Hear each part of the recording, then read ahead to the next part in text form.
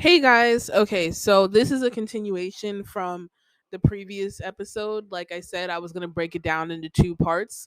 So the last one was the first part, and here's like the second part, part 2, a continuation. So I'll just pick up where I left off. At the end of the last episode I talked about like the recordings and stuff, so you guys can kind of get like a feel of like what it's like you know what I mean, and just kind of like sometimes the things we have to go through sometimes, like you know what I mean, and like the way that some of her like delusions and some of her mental episodes can be sometimes, like sometimes it can be a bit much, like it can be not even a bit much, a lot much like.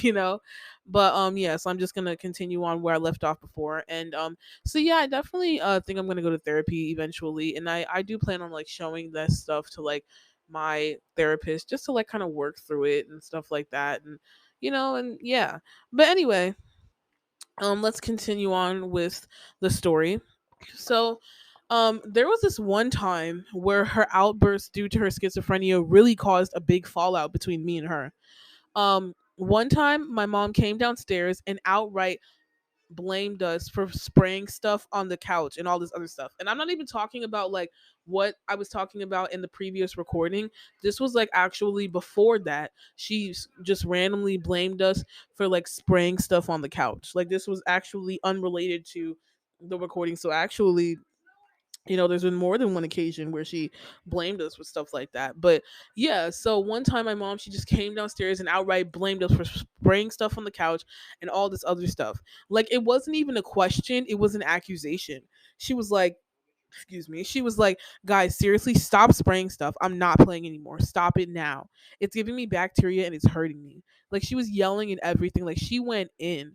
And I said, okay, I'm going to move out if you keep blaming us. Like, seriously. And we got into a huge argument about that. Remember, I told you, like, she gets serious every time I threaten to move out, which I mean, I know I'm going to move out eventually, and so does she. Like, like I, have my degree and, like, I have a stable job and stuff. Like, I know it's inevitable to happen, but, like, if I threaten to do it while we're arguing, stuff like that, sometimes, like, she gets a little serious and stuff, or like like she realizes like, oh shit, she's not playing around, or like the conversation gets a lot more serious, and she starts realizing, like she starts like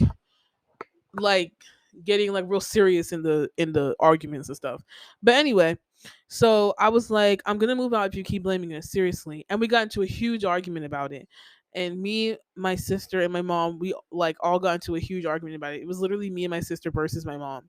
And so on that day, after we got into that huge argument, my mom went to work because she works like afternoon to evenings. I think she works like 4 to like 11 or something, because she's a nurse and she works night shift. But anyway, on that day, after we were arguing in the morning and stuff, my mom went to work in the afternoon and evening, and I was so pissed that I packed my bags and I went to go live with my dad for a week. Like he lives 15 minutes away from where we live. But yeah, I packed my bags and I went to go live with my dad for a week. I was so fed up. Like I was so pissed. Like it's so frustrating being blamed and accused for stuff you literally didn't do. Like having a mentally ill parent can really be a lot to handle and can really take a toll on you. And I don't want to have to deal with that all the time. So I went to go live with my dad for a week. My dad lives 15 minutes away, so it wasn't like a crazy commute or anything like that. Like it wasn't like I'm crossing, like I'm crossing the, like going across the country. Like you know what I mean? It was only like a 15-minute thing. So yeah, that night I packed my bags, drove my car, and left to go live with my dad for a week. And on the way there, I called my mom and I said, "Mom, I'm gonna go live with dad for a week because you are stressing me out and I'm tired of being accused of things I didn't do." And I kid you not, like this literally happened. Like this is literally what she said. She said, Ashley, you need to turn your car around right now and come home, because if you go to your father's house, someone's gonna come into your house when he's not around, and a stranger's gonna break into the house and rape you. Like you're gonna get raped. Like if you go in there, like some random stranger is gonna just break into your dad's house and it's just gonna come into your house in the middle of the night and rape you. Like it's gonna happen. Like you do not leave the house. Someone like is gonna break into the house and sexually assault you if you like aren't in this house. The devil is trying to get inside of you. Like, and also someone's gonna rape you. She literally told me that. She said, "Come home right now. Someone's gonna break in the house and rape you." Seriously, my own mom told me shit like why would you? What the fuck? Like, why would you say some shit like that? And she also was saying stuff like the devil's trying to get inside of you. This is like the devil speaking. This isn't you talking. This is the devil trying to like seethe his way inside of you. It was so fucking weird. She said that she doesn't know who is and is not inside of my dad's house, and sometimes, and like she thinks, and someone's gonna come in my house. I mean, not come in my house, come in my dad's house and rape me when my dad isn't around. And she says stuff like, "Oh, Ashley, people are trying to tear us apart, and people don't want us to succeed. The devil's inside of you, and you need to stop listening to the devil. Stop listening to the people that want to tear you and my relationship apart." Like, she'll say stuff like that, right? But it's like she is the one that is tearing our relationship apart, and she doesn't even realize it. What the hell is that? I'm gonna get raped? What? She always deflects. She screams at me over something I did not do, and then when I say, "You know what, I'm tired of this, I want to leave," she's like, "Why? Who's trying to tear you apart from me? Actually, stop letting them get in your head about me, seriously." And it's ridiculous. She also called my dad that night too, and then after we got off the phone when I was in the car, she immediately called my dad afterwards, and she cursed him out and claimed that my dad was like the secret mastermind behind all of this, and that he's working hard to break apart me and my mom's relationship, and my dad didn't even do anything. But my mom and her hallucinations and stuff like that, like her schizophrenia and stuff like that, like caused that, and like her delusions told her that. She can't even see what she does that pushes me away. She always deflects and claims it's something else. And honestly, my mom hears what she wants to hear when you're talking to her. Like, she has selective hearing.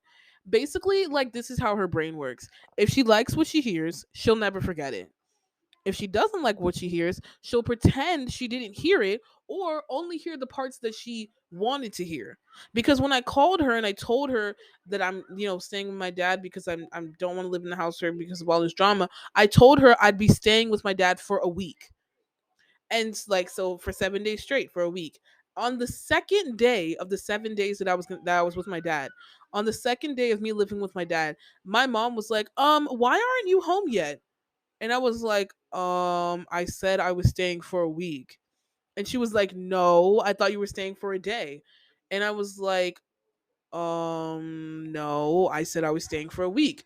And um, she was like, "You said you were staying for a day, right?" And I'm like, "When did I ever say that? I specifically, like, I said it right. I didn't even, like, I didn't leave any like thing up for like interpretation. I literally, when I called her the night that I left, I told her I was leaving for a week.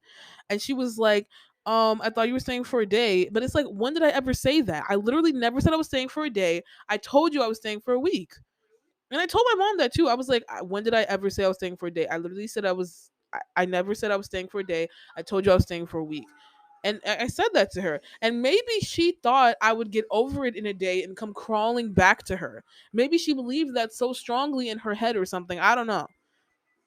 But, anyways, about 3 days into the week of my stay with my father, she urged me to come home so we could talk. And I did. And she came downstairs and she got really pissed with me and she yelled at me. Like, she was like, "I don't even know who you are anymore. I can't trust you. I can't believe you left home to live with your father. How dare you? Even if you leave, I have many family members back in Cameroon that would love to live with me. So if you leave, it's not my problem. But still, how dare you leave this home and disrespect me like that?" Like, she was yelling at me over all this stuff and it didn't even make sense. Like, that's a disorganized thinking and disorganized, like talking and like brain thinking process that I was telling you about. Like, it's so disorganized, and it's not even like she's opposed to me like moving out eventually one day, because she knows I will and I know I will too, and she's okay with that. She's like, you're your own person, you're gonna spread your wing one day and move out. But the fact that I went to go live with my dad for a week after we were fighting, like, she was so offended. Like, she says stuff like this, like, "How dare you, like, who are you," and stuff like that. It's like, and she doesn't even acknowledge like the reason as to why I left is because of you. Like, what don't you get about that? Like, she's yelling over all this stuff and all this disorganized, and she has all these disorganized thoughts and stuff like that. But it's like, one, they don't even make sense, and two, you're the reason why I'm leaving. And it's just so frustrating. It's so frustrating over like having to deal with this. And it's like, she's yelling at you over stuff that doesn't make sense, and it's her schizophrenia talking. I know that. Like, I know it's her mental health and her mental illness talking, but still, it's so hurtful and it's so annoying.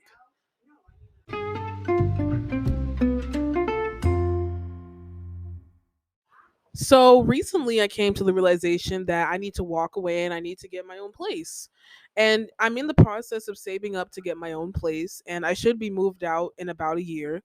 But I'm going to explain the situation that made me really realize that I needed to move out. Like I'm going to explain the turning point. I mean, I was going to move out eventually, with me being grown and all and having a job and whatnot and blah blah. But I thought I was going to leave in like probably like 2 to 3 years or so, but no, I need to leave literally in the next 1 year. Like I need to move out entirely. Like I put my foot down. So let me explain to you guys like the situation that really made me realize, okay, this is a turning point. I'm done. I need to leave. So a few weeks ago, my mom came home from taking groceries. And usually when people bring home groceries and stuff, like in this house, like usually if someone brings home groceries, um either they put it away or just they put it away in addition to other people in the house helping them put the groceries away, like in the fridge and stuff like that. So she came home from grocery shopping, she put the groceries on the kitchen counter, and she went upstairs to change or to do something. So while she was going up the stairs, I started to put the groceries away. And there was this big box of donuts that was sealed with the label, like sealed with the label tape. It was like this tray of donuts that was like sealed with like the label tape or whatever. And it was like wrapped and it was in this grocery bag, and it was still like wrapped up in the grocery bag. And I picked it up. So I picked it up out of the grocery bag or the plastic bag that it was in. I picked up the tray, and then I picked it up, and I picked it up from the counter, and I went to go put it in the fridge. But as I picked it up to walk to the fridge and put it away, my mom was at the top of the stairs, and because she was on her way to go upstairs, my mom was at the top of the stairs, and she said, "Ashley, don't touch anything. Put everything back. I will take care of it myself. I'll just put the groceries away myself. Please don't touch anything. Please don't touch anything." Like she said that when she's at the top of the stairs. I guess like maybe she could hear me like touching the groceries and stuff and could hear like the plastic bags and like could hear me putting stuff away. So yeah, she told me that, and I was like, okay. And so yeah, I took the donuts, I put it back into the plastic bag that it was from, and then I walked back to the living room.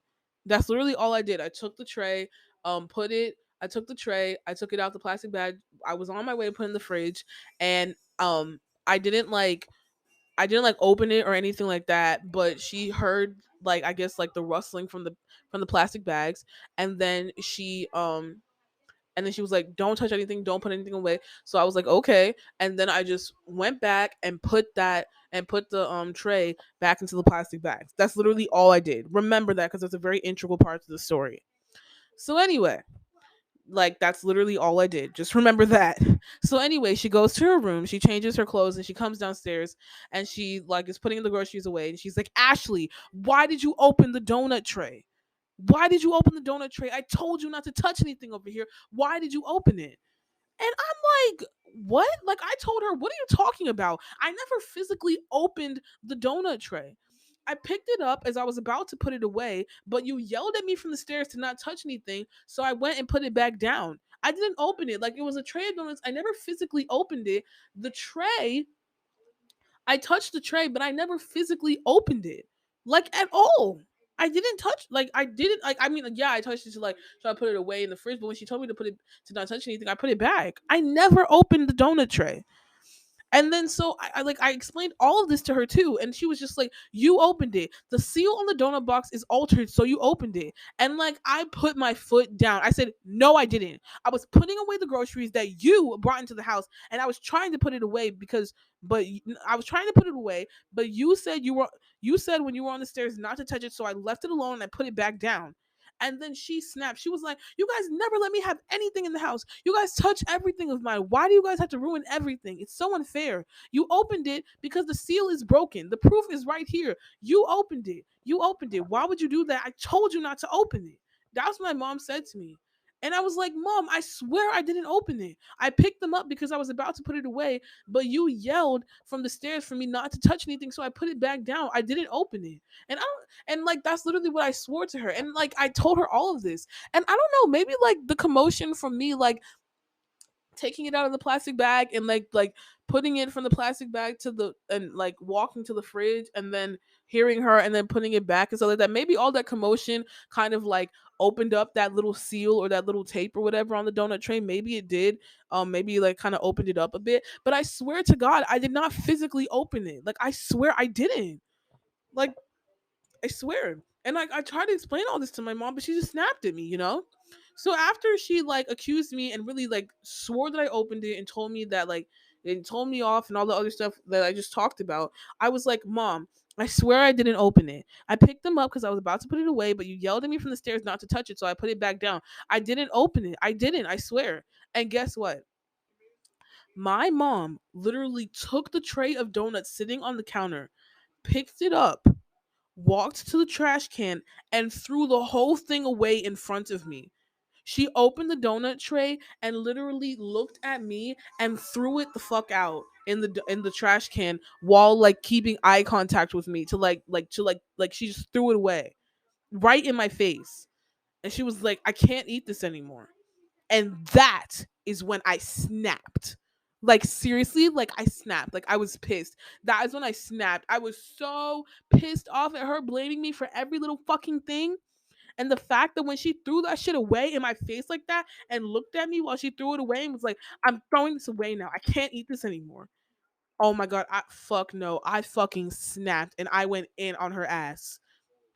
I got all up in her face. Like, I'm dead serious. I was literally like inches away from her face. And I said, I didn't open it. I was putting away groceries. Stop like saying shit like that. I didn't touch it. Do not accuse me of shit like that. Why won't you believe me? Like, I was screaming at her. Literally, the tone that I'm using right now is quite literally an understatement. Like I was literally like the tone I was really using, I was literally like, I didn't open it. I was putting away groceries. I didn't touch it. Why don't you believe like that like and I was inches away from her face. Like I was screaming, like I was going and I was pissed. Like I was screaming, legit screaming, like all in her face. Like I was right in her face. And then I took the food she cooked in the fridge and I threw that away angrily too. And we argued a lot. I was so pissed at her. Like I was going in, like every like the way she threw the donuts away. I was like, you know, fuck it, I'm gonna throw something away too. And then I took something she cooked in the fridge and I threw that shit away. And we argued a lot, and I was so pissed at her. I even told her, "How are you gonna find a new man after dad? Um, after you and dad broke up, how are you gonna find a new man if you always act this way and you don't want to do anything about it? You're gonna die alone if you keep acting like this." And then also, I threw her milk that she bought down to the ground. Like with her groceries, she also brought milk with her. I threw it down to the ground, and it started leaking and I stormed out. I got my keys and I stormed out. Like I was just so mad at her for throwing those donuts away in my face like that. Like that's so rude. That's why I threw away some of the food in the fridge and I took the milk she bought and threw it down on the ground. Like I was hurling insults at her. I was going in on her, screaming at her. I was so hurt. We got into a huge argument that day. So yeah, I took the key, like I took my keys and my phone and I ran out the house and I went to my dad's house because I was so annoyed. My sister was out of town that day, the day that all of this happened, so she wasn't there to really like calm me down. So I just went to my dad's house. And on that 15-minute drive to my dad's house, I finally realized something, that I need to move out. Because I can't keep doing this. Like, yes, she has her mental issues and her mental conditions, but her actions still hurt me. It hurts to be constantly blamed for something you didn't do. It hurts when she doesn't believe me and I'm telling the truth. It hurts to know that she can make a big deal out of nothing. It hurts to think that she thinks that I'm capable of doing something just to hurt her. It hurts. Like there are so many times and instances when we have argued. It's like I'm arguing with a brick wall because if you call her out for something, sometimes she does listen, but other times she'll deflect. And it's so frustrating because the littlest thing could trigger her like her delusions and her paranoia and stuff like that. Like the littlest thing can trigger her, from clothes patterns like lines and dots to certain things that are said to certain things that are in the house and like things that are put a certain way, like everything. She picks a fight over things that don't make sense. And it's so hard to argue with someone when they are believing irrational delusions. Like they truly believe this shit. Like, for example, right? It's like arguing about math with someone who thinks 2 plus 2 is like 6. or like arguing about like geography with someone who thinks Africa is a country. Like, you know what I mean? Like, their mind already like strongly and firmly believes delusions and believes things that are factually incorrect to be true. So like, why even bother? Their mind is already skewed, so it's hard to argue with someone who's like that, you know? Like, you're arguing with someone who can't think straight. It's so annoying. And she constantly accuses me of shit I didn't do, and it's so hard to have to deal with her when she's having um a schizophrenic episode. She's a complete like she's a different person, and it's so annoying. And and I know I try to be like, "Oh, let me separate her from her schizophrenia," but it's hard to separate her from her schizophrenia because the parts of her that you don't like are still a part of her. And when somebody shows you who they are, believe them, you know?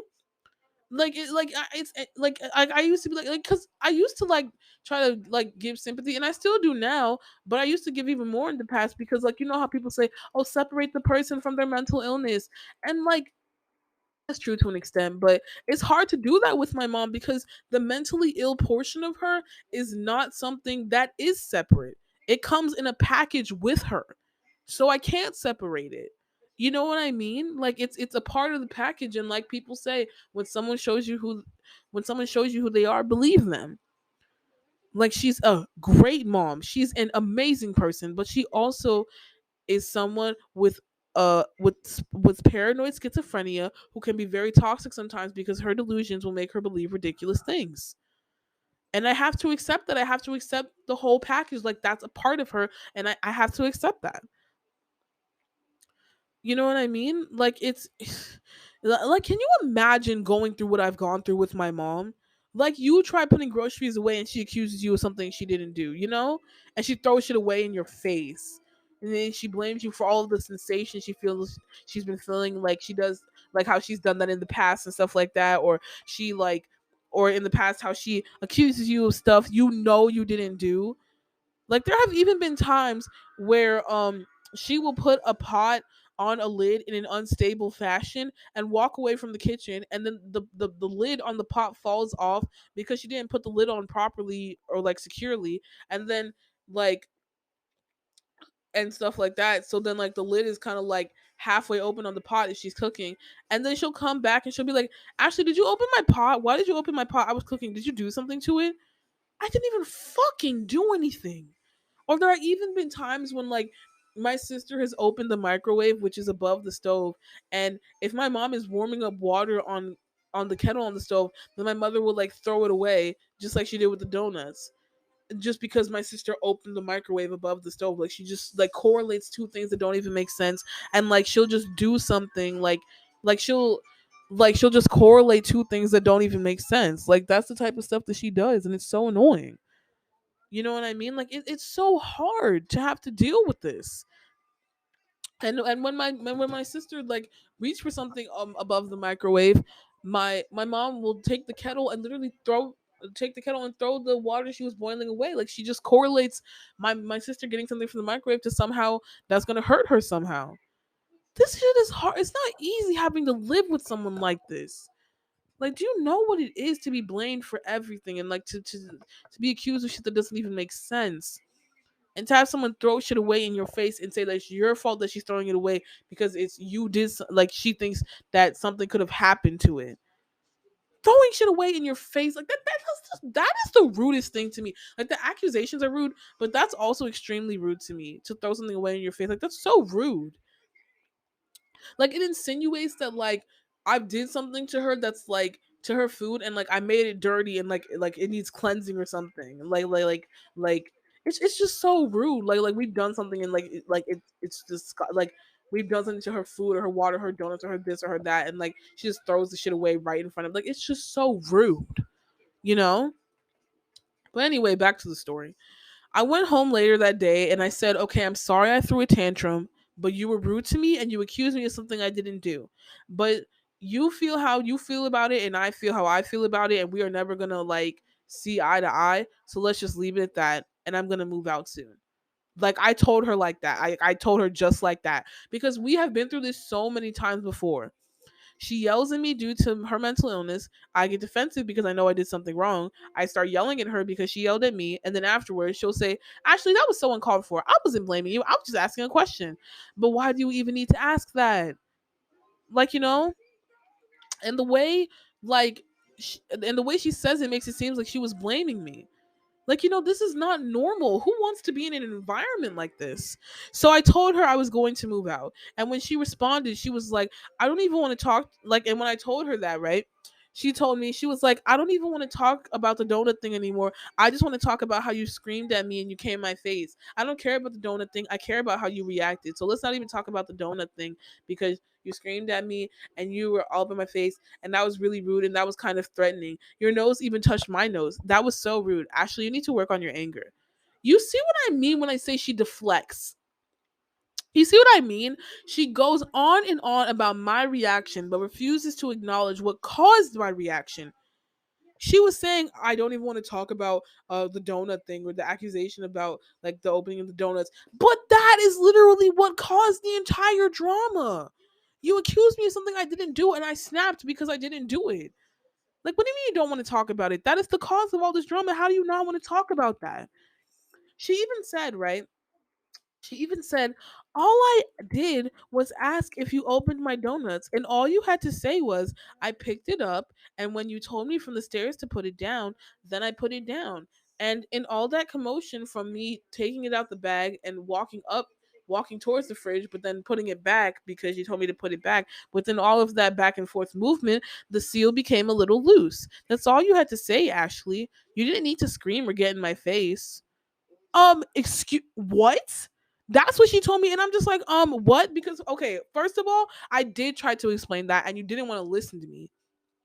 I said I didn't open them. I picked it up to put it in the fridge, and you yelled at me from the stairs not to touch it, and I put it down. That is the truth. I did try to explain that to you, and you didn't listen. Secondly, you didn't ask me, you accused me. You didn't ask, you stated. Like, that wasn't a question, that was a statement. You didn't ask, you accused, and you said you opened my donuts, period. Why did you do that? Like, she didn't ask, did you open my donuts? She said, you opened my donuts. Why did you do that? She didn't ask, she stated. That wasn't like a question, that was an accusation. She was like, you opened my donuts and I want to know why. That's an accusation, that's not a question. And I never opened them and I stood my ground. She was so riled up about me not touching her donuts. So why would I at that point go back and check if the seal was open or not? You were so adamant and stuck on me not touching it. So how was I supposed to know that the seal just came loose? Like, I feel like she wants to be able to just yell and scream, and she wants me, like, in retaliation, to just be like, oh my god, mom, I'm so sorry. Like, oh my god, here's what happened. Please, please, please forgive me. Like that. I feel like that's what she wants sometimes. Like, excuse me. Like, she wants to be able to just come at me at 10, like on a level 10, and she wants me to come, like, retaliate at a level 2. And it's like, nah, fuck that, fuck that. You bite me, I bite back. Like, I'm sorry, you come on 10, I'm gonna come on 11. And when she came and she was like, you touched it, she expected me to just be like, I am so sorry, oh my god, I'm so sorry. And I refuse. Like, I'm not gonna apologize for something I didn't do. And also, you can't just say whatever and expect me to be on board with everything you say if it's hurting me. Like, I'm not kissing your ass after you're nothing but rude to me. Like, fuck that. And you see what I mean when I say she deflects? And she acts like her question was normal. Well, it wasn't even a question, it was a statement. And she acts like that statement was normal, and my reaction to her, like, delusions and her accusations are like unnecessary. And she acts like I'm overreacting. This is not an overreaction. This is a sane, normal, like, normal way of being accused of something you didn't do. And also, she talks a lot about how I said, oh, you're going to die alone and you're never going to find a man if you keep acting like this. And that was a mean comment. I admit that. But she said comments to me that was very mean too. Actually, she's been saying comments to me that was very mean too. Like, all the time, ever since, like, the schizophrenia happened. Like, you said shit to me too. What are you talking about? What? Like, she will go on and on about the things that I've done and the things I've said to her. But what about the things she's done and she said? Like, she went on and on about like that comment because she said like that really hurt her, and like the things that I've said that like really hurt her. Okay, and what about the things that you have done to hurt me? She never acknowledges that. Her memory sucks. Like, with it, not even not even memory, but just like her. Well, her memory does suck. Like, we'll get into that. But her thinking process too just sucks. Like, who thinks like that? Like, you can say whatever, and I have to just sit there. Fuck that. No. And her memory sucks. Like, literally, it sucks. She can remember the things where I made her feel away, but she can never remember what she did to make me feel away. And she can remember what, like, she can remember when I hurt her, but she can never remember when she hurt me. And like, even if like she did something that hurt me and like I explained that it hurts me, she'll be like, okay, well, I did that because blah blah blah. Like, she'll give a justification. You know what I mean? She'll be like, oh, well, that was justified because blah blah blah. It's like, what? So how can I apologize to you for your actions if you don't want to apologize to me for? I mean, how can I apologize to you for my actions if you don't want to apologize to me for yours? You know, like, she can always remember when I hurt her, but she can never remember when she hurts me, and that's so annoying because it's like we all fall short. So don't only call me out. You know, call yourself out too. Excuse me. She like it's like she couldn't even remember like properly what had happened. She claimed that all she did was ask a question of whether or not I opened it, but she didn't say that. She didn't say, "Hey, Ashley, the seal is loose. I was wondering, like, did you open this or something?" She didn't say that. She said, "Ashley, you opened this. I don't understand why you did this. Why would you do that? Blah blah." And that's how our conversations go. Like, when we like this back and forth that I'm telling you guys. That's sometimes like not all the time, but a lot of the times. That's how our conversations go when we try to resolve an argument. She deflects, deflects, deflects, and she instigates everything and she starts like 99.9% of the arguments. It's like I'm arguing with a brick wall. Like, it's so annoying. So I just decided I'm going to move out. And even when I say that I decided I'm going to move out, she said the devil thing again. She says, "Oh, the devil's gotten into you again. They're trying to foil our plans. They want to break this family apart. You still have a couple more years until you can really like settle down and like really move out and blah blah blah." And like, I'm making enough money that I can move out. Like, fuck you. Like, I can absolutely move out. Like, stop. I'm gonna move out next year. I don't have time to wait 2 to 3 years to like, no, I'm moving out. Fuck it. But she said that double thing again. You know, it's like, see what I mean? This is the second time that she's brought up that. Actually, I think the third. I can't even. You know what? I even lost count. Either the second or the third. Like, this is what I'm talking about. Either the second or the third. But this is the second or third time she's brought up the devil thing. So what was the point of apologizing for it the other time if all you're gonna do is do it again? She called me the devil when I said I need to move out. Well, not like she called me the devil. She said the devil was getting inside of me and stuff like that. But like, she said that just because I said I'm going to move out next year and not like in like 2 to 3 years like I originally discussed. Like, I want to move out next year. She's saying the devil's in me. What type of shit is that? And yet, even after all this drama, guess what? She still never apologized. You see what I mean? It's gonna be this vicious cycle all the time, and it's ridiculous. That's why I have to move out. All this drama, and she still never said sorry. And like I said, she has memory loss too. Like, she can't even remember or recall how wild she was sometimes, because even when I tried to discuss the argument with her, she brought up how I made her feel when I say hurtful things. But I also said, um, okay, but I also said, okay, but in the past, even when I was like younger, you did hurtful things to me that you never apologized for. And then she'll be like, oh, really? Like, what? And I brought up a lot of examples of things she used to do in high school and other things that she used to do like 10, 11 years ago that seriously hurt me. And like, a lot, even the stuff that I'm talking about in this podcast, I brought up with her during this argument because like, you're sitting, because she was like, "Oh, you hurt me," and I'm like, "You've hurt me several times and never apologized." So a lot of the stuff that I'm telling you guys now, I brought that up to her. Like a lot of the stuff I'm telling you guys about, like what she used to do when like we were at like the old house in Bowie, or like when I was in high school, or when I was like 14 or 15 or so. I brought all of that up. And then she was just like I brought up a lot of examples, several examples, ample examples of stuff she used to do 10, 11 years ago that really hurt me. And this is what she said when like I told her. She was like, Ashley, I never did that. I know you're mad, Ashley, but you don't have to lie just because you're upset. She like, are you kidding me? She thinks I'm lying. Like, she won't even listen to me vent about how her actions affected me. She thinks I'm lying and making up stuff when I bring up stuff from the past. Like, literally. She won't even listen to me about how her past actions affect me.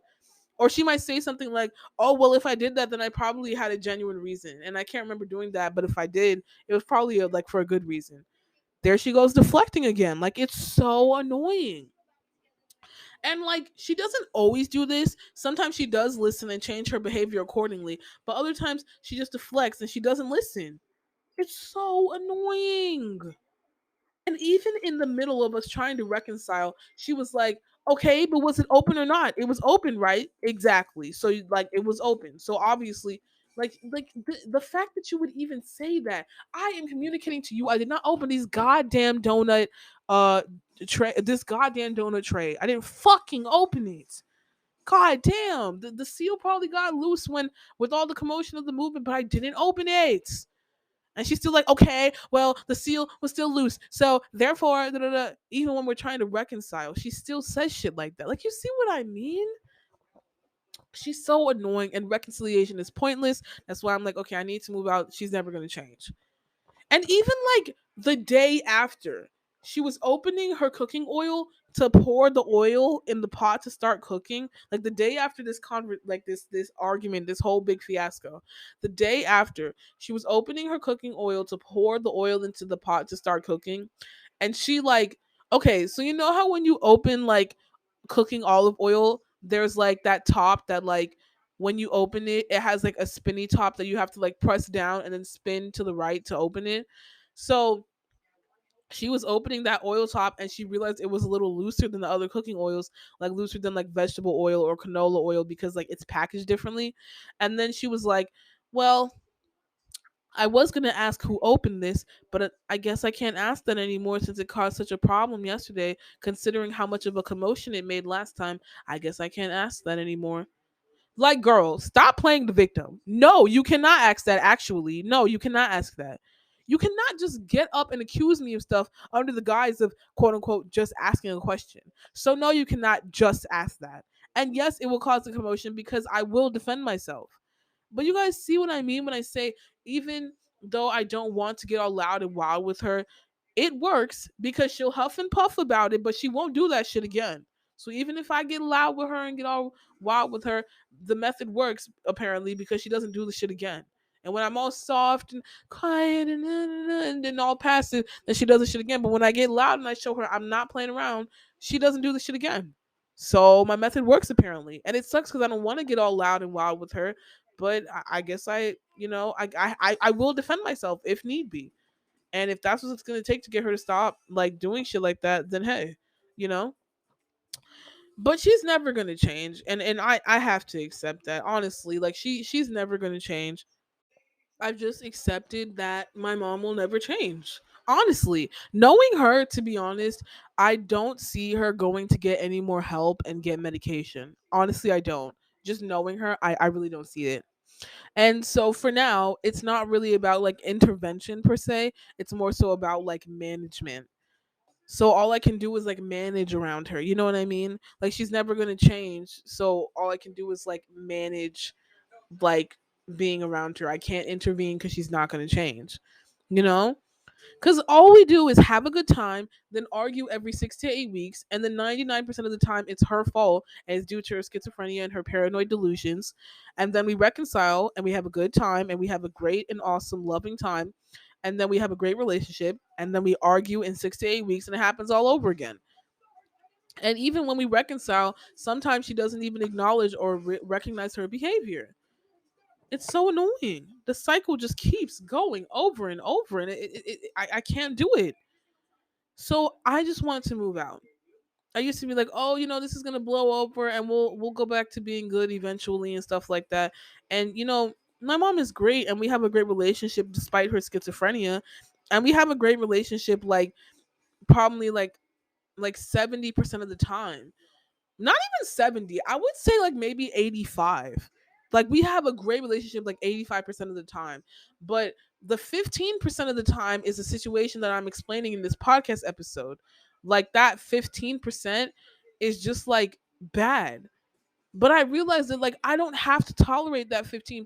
Well, let me like okay, 70 is too small, 85 is too big.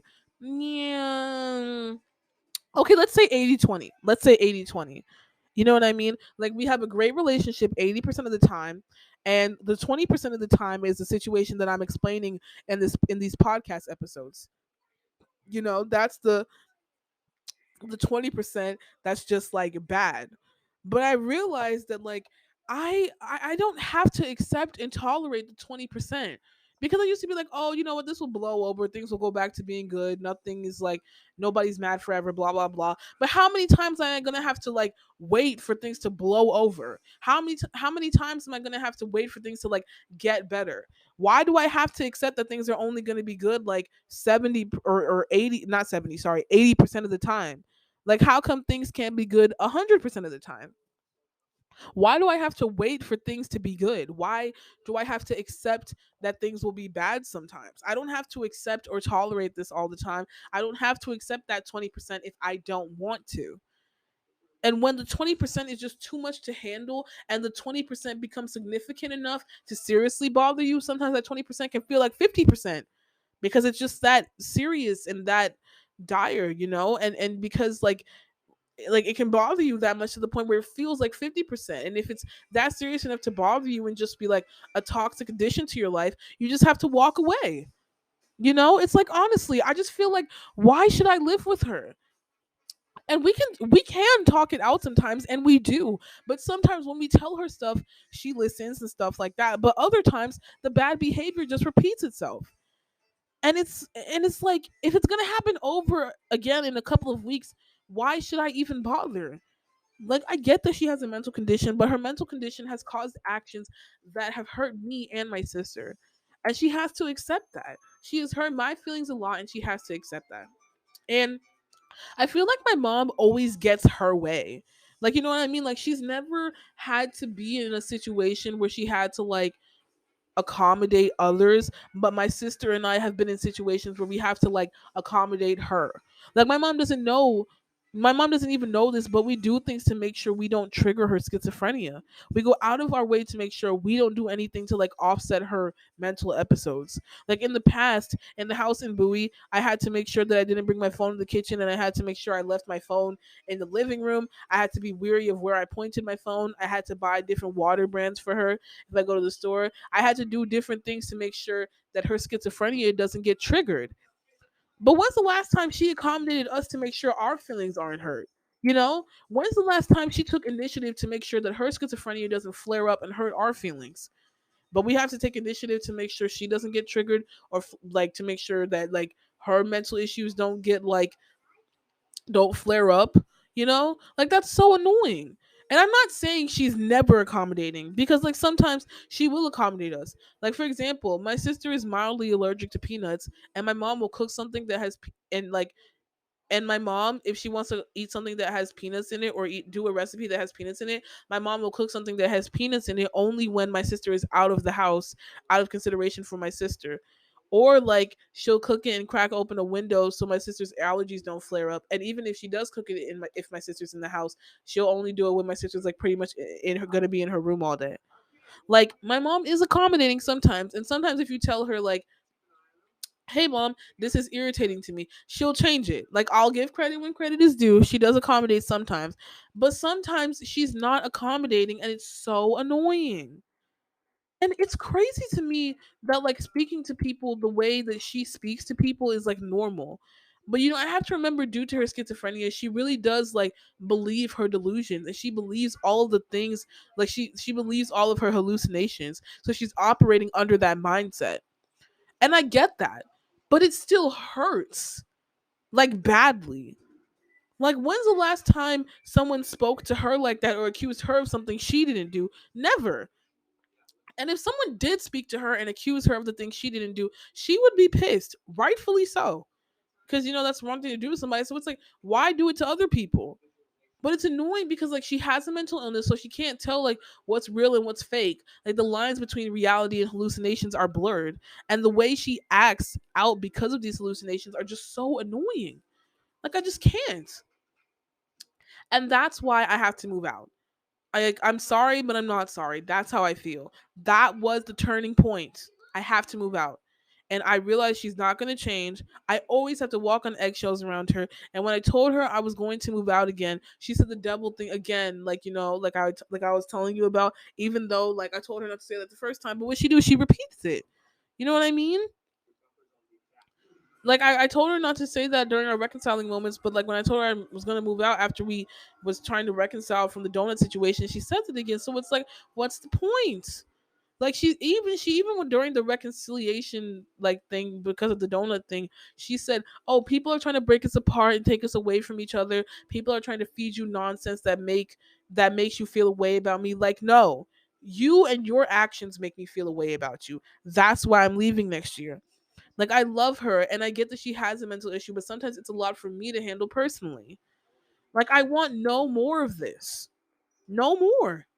No more walking on eggshells to make sure I don't trigger your episodes. No more arguments with you when you're unhinged. Like no more. It's always something with her.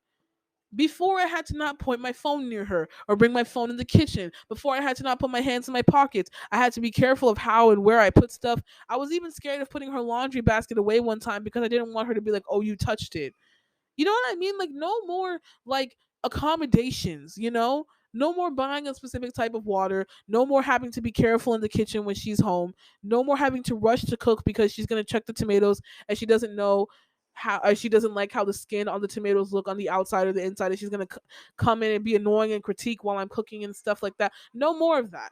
No more having to edit myself to make sure I don't trigger her schizophrenia and her like mental episodes. No more editing my posture so she doesn't interpret it to be something else, like the hand on the neck thing or the fist in the pocket thing. Like, no more. No more being accused of shit I didn't do. No more. No more. Like, even recently, there's food in a container in the fridge and it's wrapped up so it's clear that like she cooked something. But sometimes I'm weary of opening it because I'm scared of like how she's gonna get. I have to remember to put things back a certain way so it doesn't look like I quote unquote messed with it, so I don't trigger her schizophrenia or like her episodes. Why should life be like that? Why am I living in this house in fear? Am I so used to it that it's normal? I mean, it's just some of her boundaries, and I'm not tripping. But this is not normal. I feel like I'm a guest in my own home sometimes. Like, sometimes I feel like this is her house and I'm just living in it. Like, you know what I mean? And I know she doesn't mean for it to be that way, but it feels that way. Why should I feel like a guest here? Realistically, I pay some of the rent here. Like, me and my sister and my mom. Now that I have a good paying job, me and my sister and my mom, we split the rent three-way. Like, I pay some of the rent here. I am equally a part of like this household as much as everyone else. So why do I have to feel like a guest here? I don't feel sometimes I really don't feel like an equal part of this home when I live here. And I feel like I always have to accommodate myself so my mom's schizophrenia won't be triggered. And it's annoying. And you know what? Now I will say that me and my mom, we're in a really good place right now. And we're always in a good place. Like, despite the drama and the issues, we have a lot of love for each other and we love each other so much. But regardless, I still have to move out. She has affected me in a lot of ways and I don't want to deal with her anymore. I still love her and whatnot, but I want to move out. And I know people are going to be like, "Oh, she has a mental illness, so don't take it personally." And I totally agree. I totally agree, and I understand that. But it's easier said than done because it's hard to not take it personally. I take it personally when people think I did something to them when I know for a fact I didn't. And I take it personally because it's happening to me personally in real time. So of course I would take it personally. Like, people say like don't take it personally, but it's like it happened to me personally. So why would like sometimes I take it personally. Like, it hurts. It hurts when someone you love lashes out due to mental illness. It hurts that you would accuse me of doing such foul things, or you even think I would do such foul things to you. You know me, you know my heart, and you know how good I am, and yet you believe nonsense. And I know it's her schizophrenia, and I know it's not her, but it fucking hurts.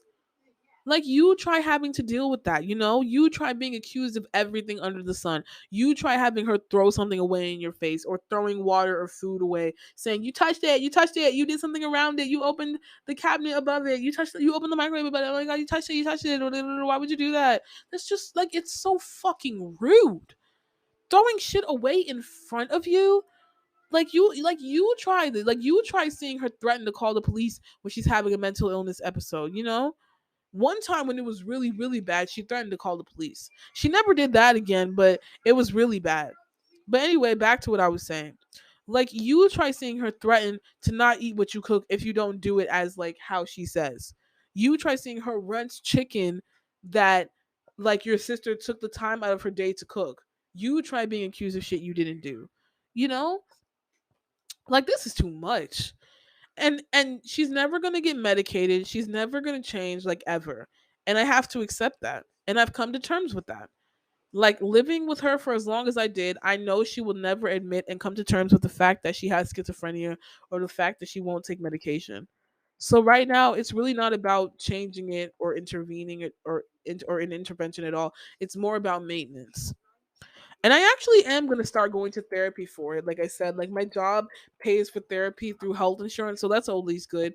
And like, I'm looking right now and like trying to look for like different like therapists and stuff like that, just to speak to my issues about. So I'm uh I'm going to start therapy probably like in the next couple of weeks and stuff. So yeah. Um yeah. So that's pretty much like the conclusion, that I really just have to move out. So next, I'm going to start talking about how these experiences have shaped me as a person.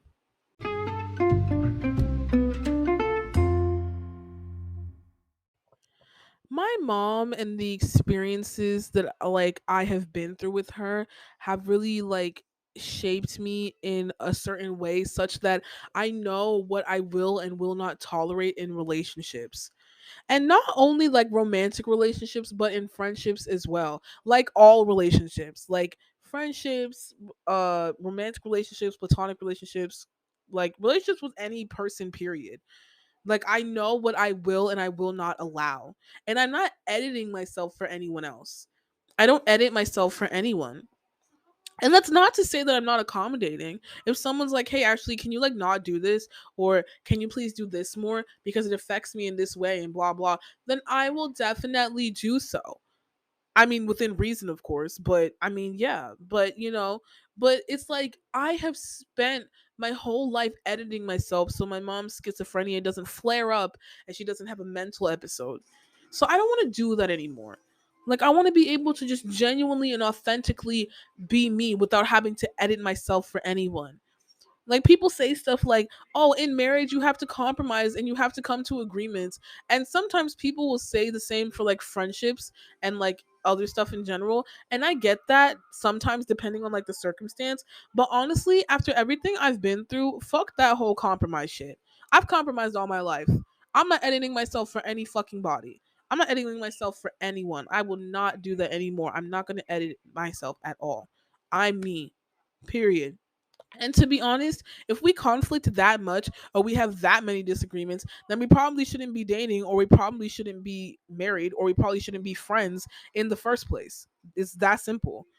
And also, like, another way it's like affected me, I personally like, I'm slowly but surely trying to get back into the dating game. I'm very new to the dating game. I think like I'll take an episode to talk about like my dating life, which is pretty much non-existent. But I one thing, like, it would be really hard for me to date a man with trust issues. Like, my mom never trusted me. Not never, but sometimes like she didn't trust me growing up, and I want someone who trusts me, who sees the good in me. And it's like, if you can't trust me, like if you have trust issues, you need to leave me alone, like, honestly. And like, also, like, I'm not a feminist like you got like I'm not a feminist, honestly I'm not. And I'll make another podcast episode talking about how and why I'm not a feminist. But another way that it shaped me is that like okay, I get the movement about like believe women, trust women, love women, believe women when they speak out about things and stuff like that. Like I get it, like women are allowed to speak out about like their experiences and their truths and stuff like that. Like like I get it and stuff like that. But like if someone believed every little thing that my mom said, someone would probably have called the cops like a really long time ago. Like you know what I mean? And it's like it wouldn't even have been necessary because it's a hallucination. Like you know what I'm saying? Like she's accused, she's claimed that people have assaulted me and stuff like that and sexually assaulted me. Like remember when I came when she came home and she saw that I was like naked because I was taking a nap and I told you guys like oh she thinks like I was raped or something. Like you know like I like this is like another delusion that I'm talking about. Like and she's saying like oh somebody assaulted me, but nobody assaulted me. Like sometimes like accusations aren't always true, and I do believe the phrase innocent until proven guilty. Like you don't know the mental problems of the person doing the accusations, and you don't know like what they mean or if they're having like delusions or hallucinations or like you don't know like you just don't know like whether they're like you don't know what they mean and stuff like that. And that's not to say that mentally ill people don't deserve to be taken seriously when things happen or when they come forward about certain stuff. But that's not to say that like I do believe in like believing women and stuff like that. Like and you know people deserve to speak out about stuff and talk about stuff like that. Like I believe that, but at the same time, I just feel like you know like I just feel like from dealing with my mom, I'm skeptical sometimes because my mom has like lied about stuff like that to me and she said like oh I think you've been sexually assaulted because your panties were on the floor and your clothes were on the floor when I came in the room and it's like no mom that makes no sense. And also like I said like and I don't even know that she knows that it's lying because it's like she may not tell you what happened, she will tell you her interpretation of what happened, kind of like what happened when she claimed that girl shoved her in the clothing store and she didn't even touch my mom. You know what I mean? Like so I personally yeah, I believe like, you know, people should be able to come forward about stuff, but I also do believe in innocent until proven guilty when it comes to accusations sometimes because you don't know how or why the other person is accusing them of whether it's real or not. Like my mom will take a situation and then interpret it into something that doesn't make sense and then tell you her interpretation. And you're sitting there thinking like, "Oh my god," but it wasn't even something that really happened. It's just one of, you know, her hallucinations. And like I said, that's not to say that mentally ill people don't deserve to be taken seriously because they do. They absolutely do. I'm just saying that personally I believe in innocent until proven guilty. Um but yeah, so like also like I support people with mental health issues and I do support people struggling with mental health. But sometimes people with mental health issues and personality disorders can be a lot to handle and it can be annoying. Like they can be a lot to handle, and anyone that grew up with a family member with a mental health with a like a mental health issue or a personality disorder like schizophrenia, borderline personality disorder, bipolar disorder, bipolar schizoaffective disorder, OCD, PTSD, CPTSD, histrionic personality disorder, narcissistic personality disorder, like stuff like that. Like all these personality disorders and different types of mental disorders and stuff like that, it's really hard to be around someone like that. It's really hard because their mental issues make them lash out sometimes and it affects their actions. But that doesn't take away from the fact that, you know, their actions still hurt. Like I get it. Like having mental health problems, like they have a chemical imbalance in their brains and it affects how they act and behave. And like I get that the mental illness is a cause for that, but still words hurt, actions hurt. Like we're only human. So when people do hurtful stuff to us, whether they have a mental illness or not, it still hurts. And like I hope to not, you know, I hope to not offend anyone listening to this because I don't know who is listening to this, but I just want the ability to share my piece and stuff on this podcast. Like I hope like whoever's listening to this, wherever you are, if you have any kind of like mental health issue, I do wish the best of luck for you with that, and I'm hoping for the best, you know, with you and everything. Like I'm really hoping that better days are coming, that you can get through any problem you're having, and God bless with everything. I hope that, therapy's working for you and all, but I hope to not offend anyone. I just want to speak my piece and share my truth. Like, like this is a podcast for me to talk about my life and my opinions and thoughts and stuff. It's my podcast and it's my opinions and stuff. So like, yeah. So like, no offense to the people that are listening to this that struggle with mental illness, but yeah, another way, like I just do want to say this, another way that my mom's mental illness has affected me is that like it's affected me in the sense that like personally I don't really care to tolerate people with, not tolerate, but just like let me not say tolerate, maybe like hang like too much like with people that like um have like those disorders and choose to not do anything about it. Like, you know what I mean? Like it's hard to like, deal with that. And sometimes it's like maybe I may not care to like have to like the unmedicated people, like no offense, like literally no offense at all, no offense, but like sometimes I don't care to tolerate like people with those disorders that are unmedicated, and sometimes even people with those disorders period, like whether it's medicated or unmedicated at all. Like sometimes I really just, I don't care to deal with people with those issues period sometimes, just because of like everything I've been through with my mom. Like, you know what I mean? And like I know that she's unmedicated, but like even like if they are medicated, like sometimes it's just like medicated or not, it's just, it's a lot to have to deal with those people with those disorders. So sometimes like it's, I try to avoid like them as much as possible, like usually like unmedicated people, but sometimes like maybe even medicated or just anyone at all with like those disorders, sometimes like it's hard to like want to get close to them or like want to like befriend them and stuff like that, because like they can just be a lot to deal with.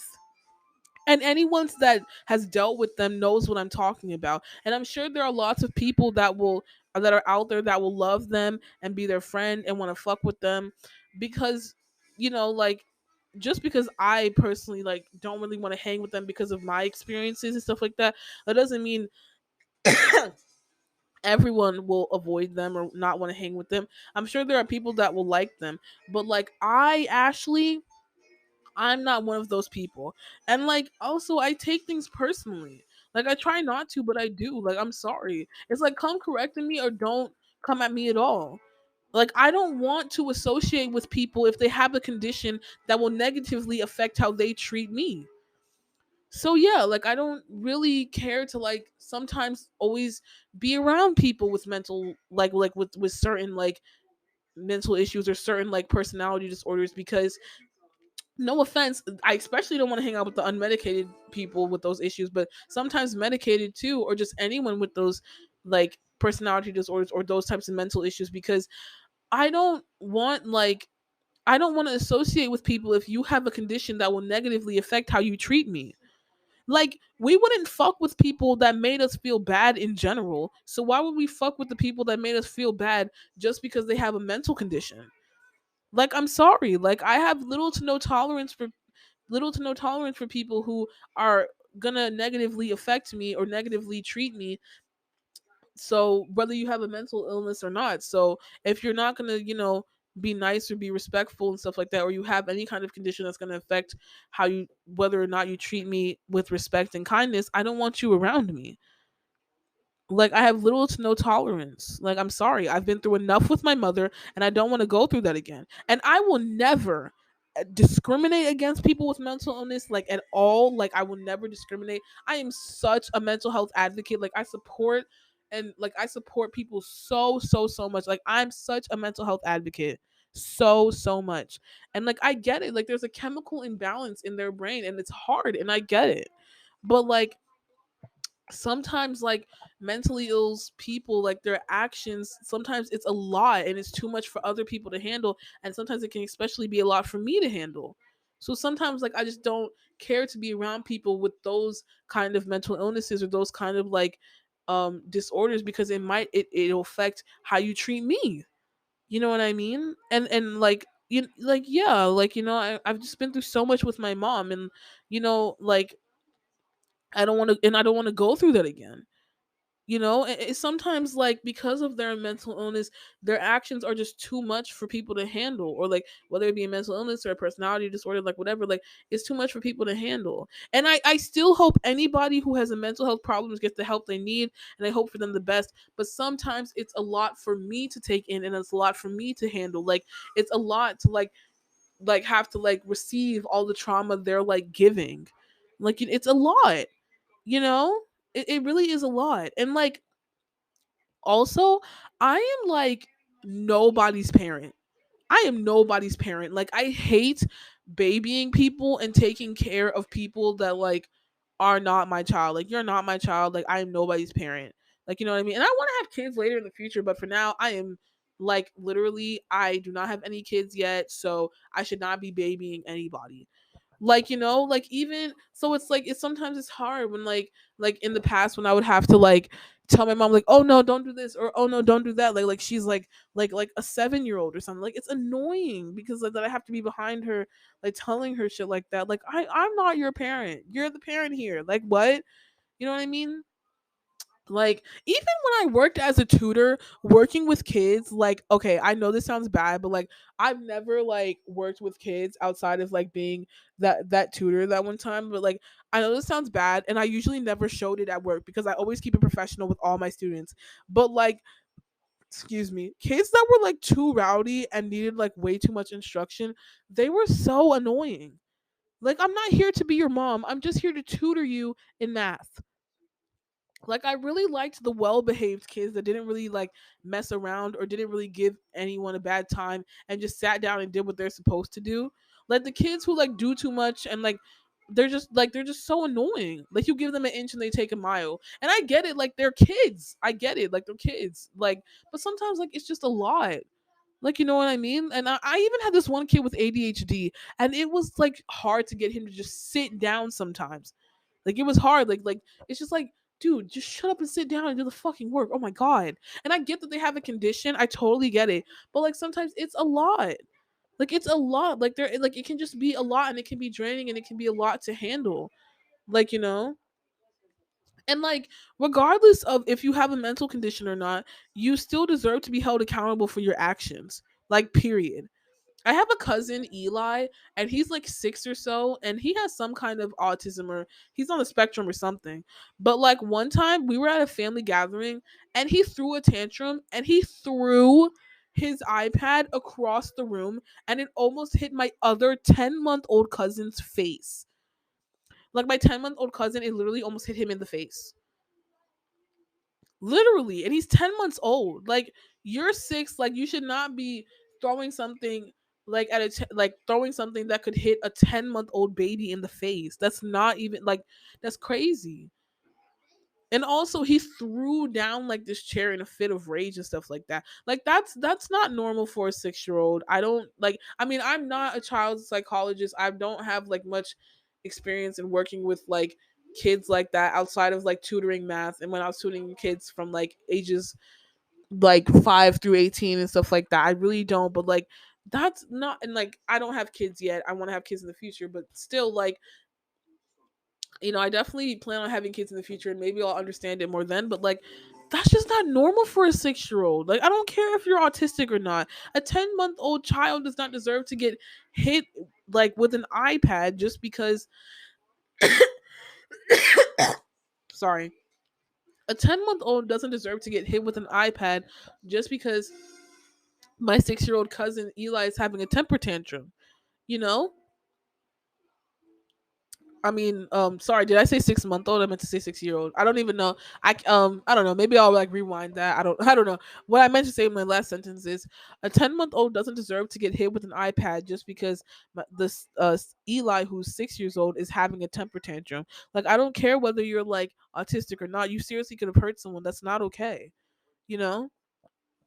And it's like people are always like, oh, treat people with equality regardless of like what kind of conditions or like any type of conditions they have, and holding them accountable is treating them with equality, because it's like the average person would get called out for that, so we shouldn't excuse you because you're autistic. The average person like gets treated, the average person gets like, held accountable for their actions, so we're going to hold you accountable for your actions too. Like, you're not going to get special treatment. Like you said, you want equality, and like, like, this is equality. It's not special treatment. It's, you get the same amount of backlash if you do something wrong as the average other, like, normal everyday child. Like, you know what I mean? And like, I say that to say, like, it's not like Eli saying that, but I just say that to say that sometimes people are like, oh, you know rightfully so, people are like, regardless of like any condition you may have, or mental condition, or development condition, you still deserve to be treated with respect. And absolutely, but people say like, you still deserve to be treated with equality. Absolutely, I totally agree with that. But another part of being treated with equality is like being held accountable for your actions. So, like, if the average person is going to be held accountable for your actions, so will you. You can't like use it as a scapegoat, or you know what I mean. Like, you can't just like use that as a way to like get special treatment or stuff like that. Like, everyone deserves to be held accountable for their actions. And also, I have another 16-year-old like male cousin. So he's 16, and like he's actually the older brother of the 12-year-old twin cousins that I was talking about earlier. So I was talking about, like, in the episode before this, like the Mommy Dearest part 1. Like, I have he's the older brother of the 12-year-old cousins. So I have the 16-year-old male cousin. I have another cousin. He's 16 years old, and I discovered his Instagram account after Instagram like suggested people in my contacts, and I anonymously discovered that my 16-year-old autistic cousin, oh, by the way, like, he's autistic. So yeah, he's 16 years old and he's autistic. I anonymously discovered that my 16-year-old autistic cousin's Instagram account, like, I anonymously discovered it, and I discovered that he reposts pictures of girls that he goes to school with on his account without the girls' permission. Like, he'll just take pictures of girls around the school, like in the hallway or whatever, and just post them on his account. Literally, like, okay, so you know how like Instagram, like, they suggest accounts for you to follow, and some of those accounts are like people in your contacts, right? So last year, in my suggested account, I discovered my 16-year-old cousin's account. And when I scrolled like hard enough, I saw some selfies and some videos of him. So I know it's his account. And the account is filled with stuff he likes, such as like sports, pictures of ice cream, his drawings, his favorite pair of shoes, and other stuff. But as I was scrolling, I noticed some other concerning things. Um, he posts pictures of girls at his school, and he has pictures of girls from his school all over his Instagram. Sometimes he will go to that girl's Instagram page and screenshot a picture of her and repost that to his page. Like, literally, how weird is that? Like, he'll do that. And like in addition to the pictures of like the girls around school, sometimes excuse me, sorry, sometimes he posts pictures of girls in their leggings and zooms in on their butt area. And I don't think this behavior is okay. Like, I think that's pretty creepy. And I've seen some of the comments from the girls, and some of the comments saying things like, "Take me off your page, you weirdo," or like things like, "You're creepy. Ew, get me off your page. Delete this now." And honestly, I can't blame those girls, because that's some creepy ass behavior. Okay, hold on, guys. I want to drink some water real quick. You might hear the TV in the background, but just a second. I want to drink some water.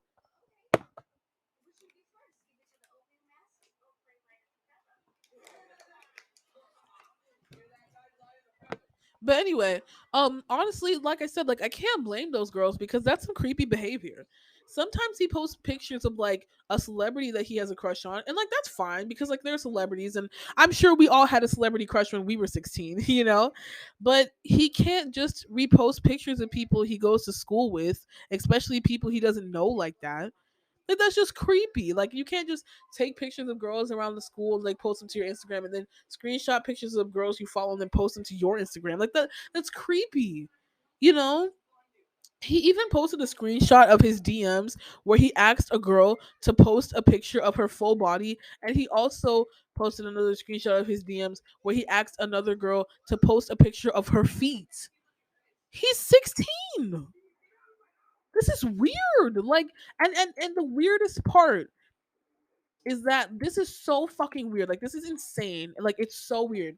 The weirdest part, he posted a picture that he took of my 28-year-old big sister Joyce.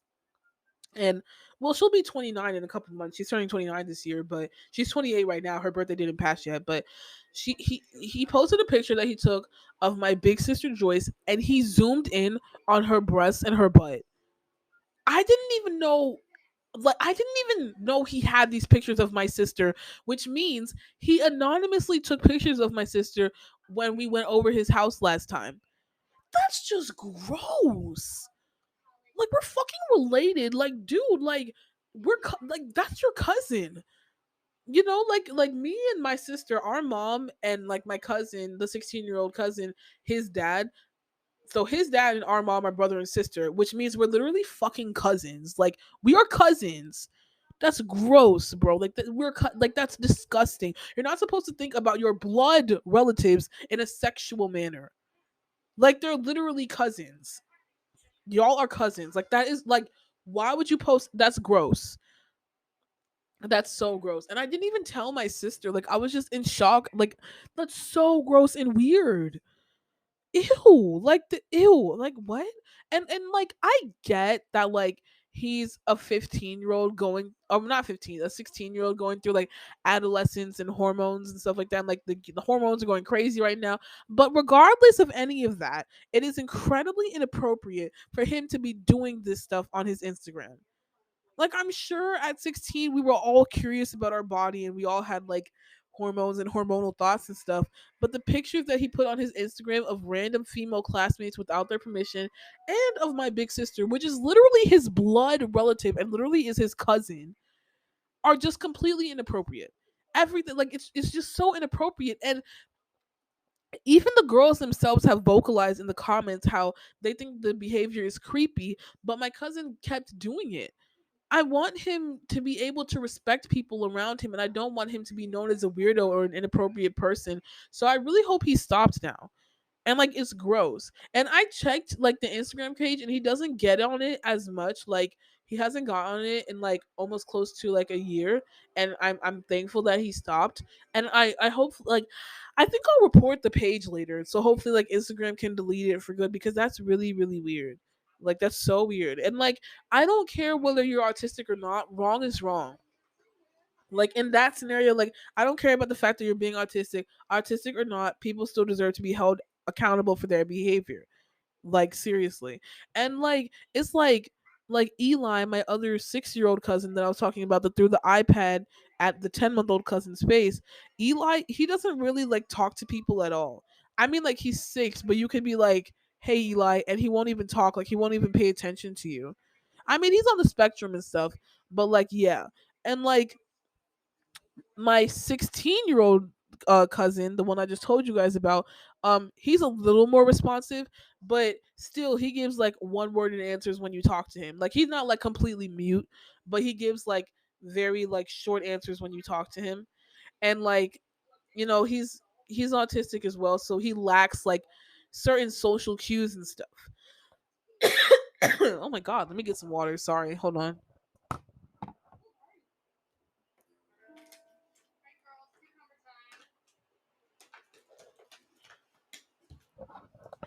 But yeah, so like, he's autistic, so you know, my 16-year-old cousin, he's responsive and he does talk, but he's autistic, so he does lack like certain social cues and stuff. And I get that like they're autistic, so they don't respond. And I get that, like, you know, they don't get certain social cues. Like, I get it, they're autistic, they're on the spectrum, I understand that.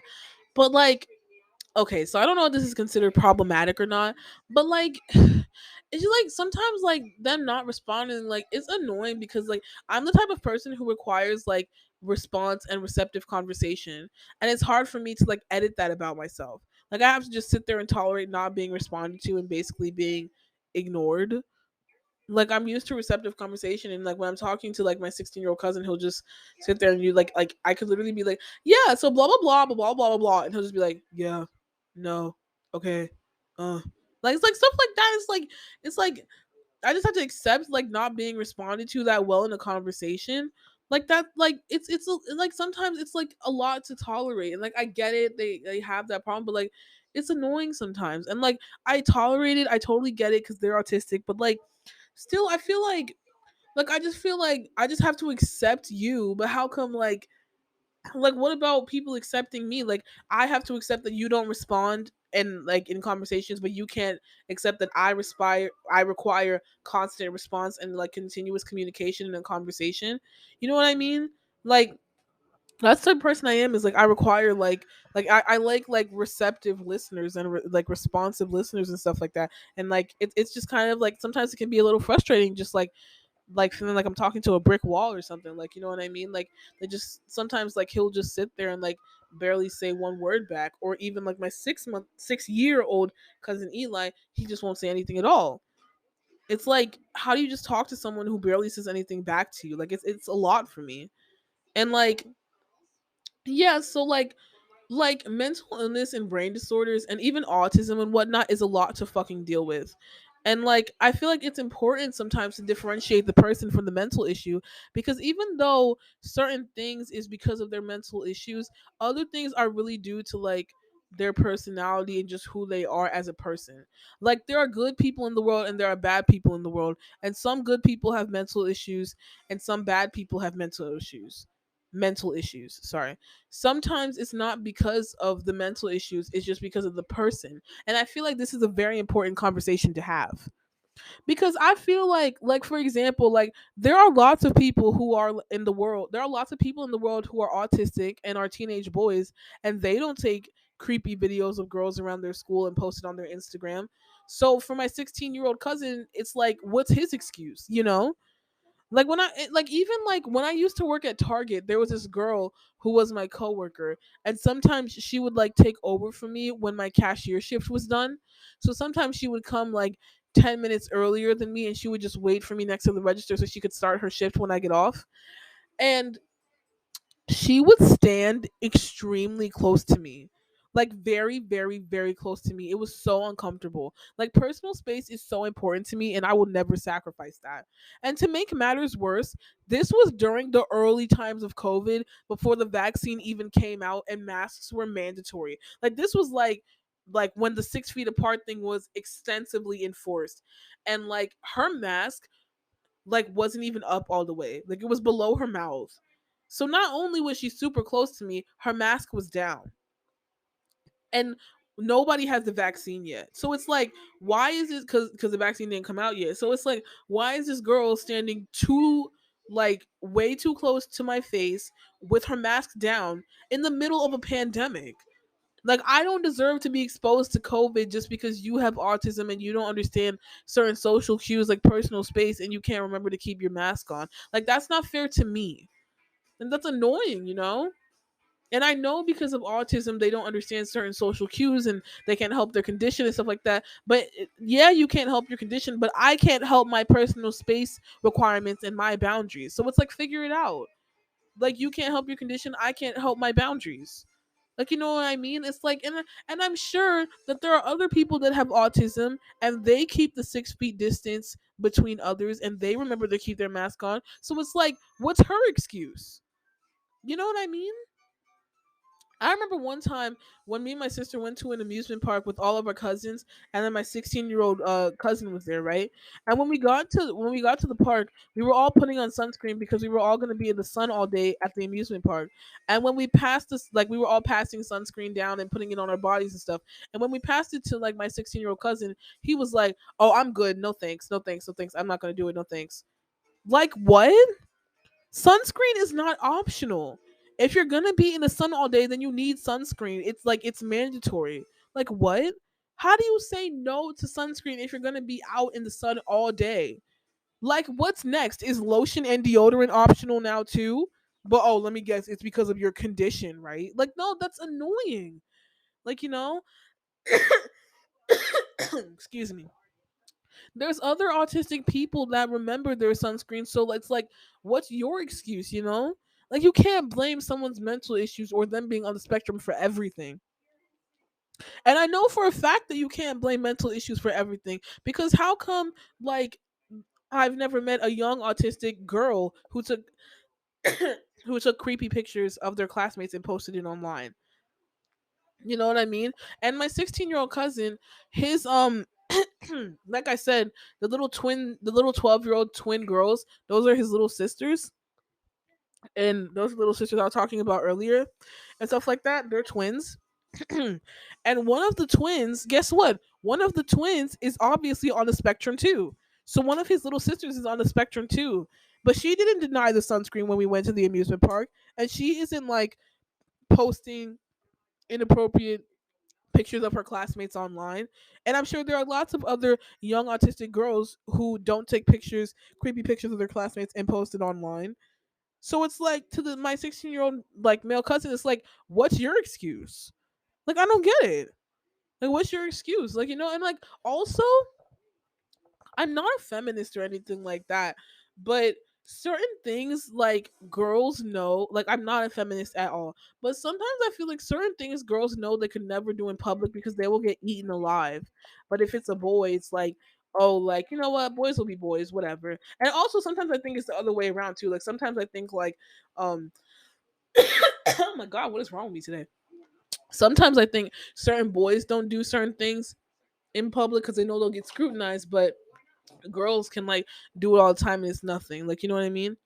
And like I feel like sometimes like like they like I feel like sometimes like my 16-year-old male cousin, like I feel like he gets away with a lot.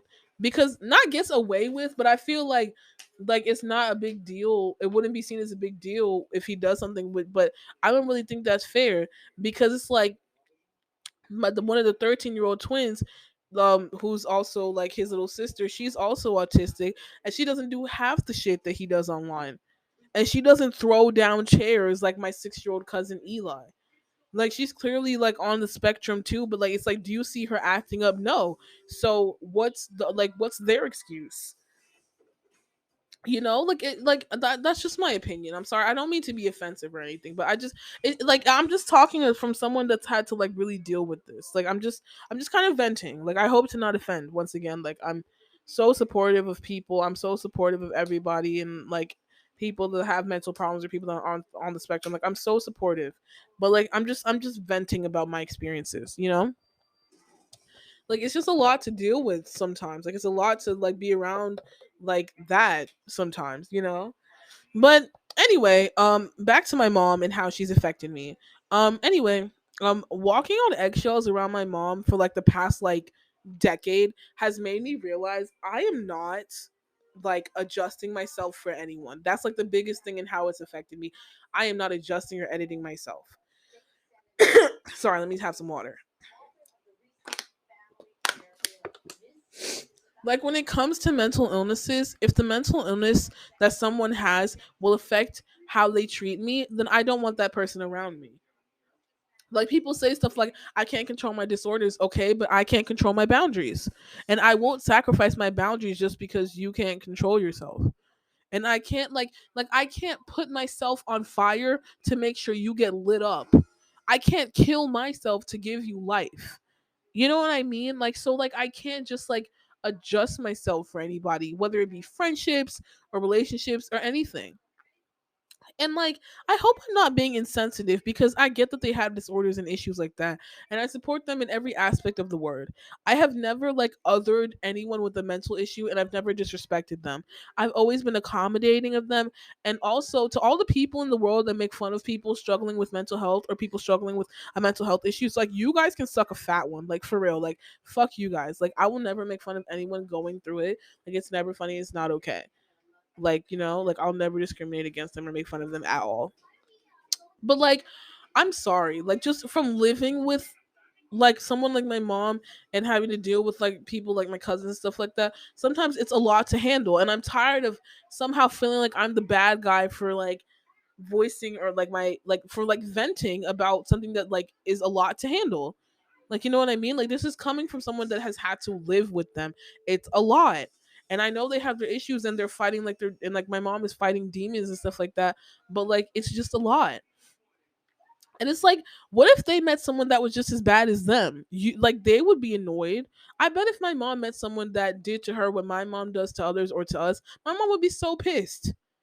Like if my mom met someone that blamed her for like wrongdoings or like for bad aches and stuff like that, my mom would not be able to take that. And the same with like my 6 year old cousin. If he saw another kid throw shit at him, I'm sure he would be traumatized or pissed. Like a lot. Like you know what I mean? Like it's just it's a lot.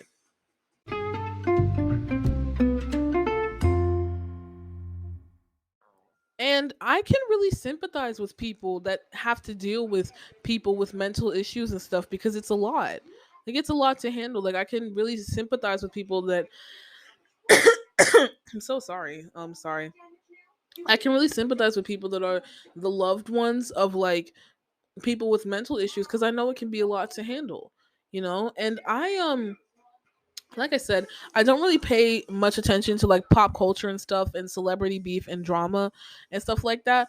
But like I said in the episodes earlier, I am a very big fan of the Kardashians. And I know people might judge me, but like I don't care. I don't care. I don't care. I really enjoy them and I love them. Like I love their show. I love their Hulu show. I watch it like all the time. Like I think it's so fun. I really enjoy them. And like, you know, I get that like people there could be things that like they've done that made people feel away and I get it and I respect your opinion, but I, you know, I personally believe that people can make mistakes and people can grow and change and stuff like that. So personally, I really love them. And I really enjoy them. But um I want to say like I can really sympathize with people that have to deal with people with mental issues because like I can definitely sympathize with you know Kim K in regards to the issues with her divorce and her dealing with a mentally ill ex-husband and stuff because it's not easy when someone you love has a mental problem. Like I can really relate to her in that sense. And like you guys do not bring up anything they've done or like talk about anything they've done or said like in the comments like anything they've done or said in the comments because I do not care to read it and it can be kind of triggering for me because like I love them and like I know like you guys can be like excuse me what's wrong with you like people can have different opinions blah blah and they can and I respect it and I'm sorry I'm not trying to be like mean or anything like that but like I just like I'm open to like conversations and stuff like that and like but like you know please respect the fact that I really stand them like I do like you know even though I think some triggers are stupid like just kind of respect my triggers please because this is kind of like a really sensitive topic for me because like my mom and stuff so you know there's no need to bring up shit that they've done and like also like there's just no need for it like no pop like you know no pop culture stuff please like you know you don't have to like them but please remember like I am a huge Kim Kardashian enthusiast and like I've been a big fan of her for almost like 15 years like I love her like so you know please you know be respectful and if you don't you know I respect that you're entitled to your opinion but like I literally love her and like I just like sorry like I'm sorry like yeah but and like situations like these like their divorce like Kim and Kanye's divorce and stuff like that it's very triggering like for me like when people talk about it because like I've been in similar stuff with my mom and like you know when it comes to like Kanye West like I mean I deleted my Twitter in about like 2017 and I don't pay much attention to him and his tweets and stuff but I have heard that like you know, he said some rather outlandish things, and like I was a fan of I am a fan of him. I am to like some extent. Like I like him sometimes, but I think you can like someone and not agree with everything they do and say.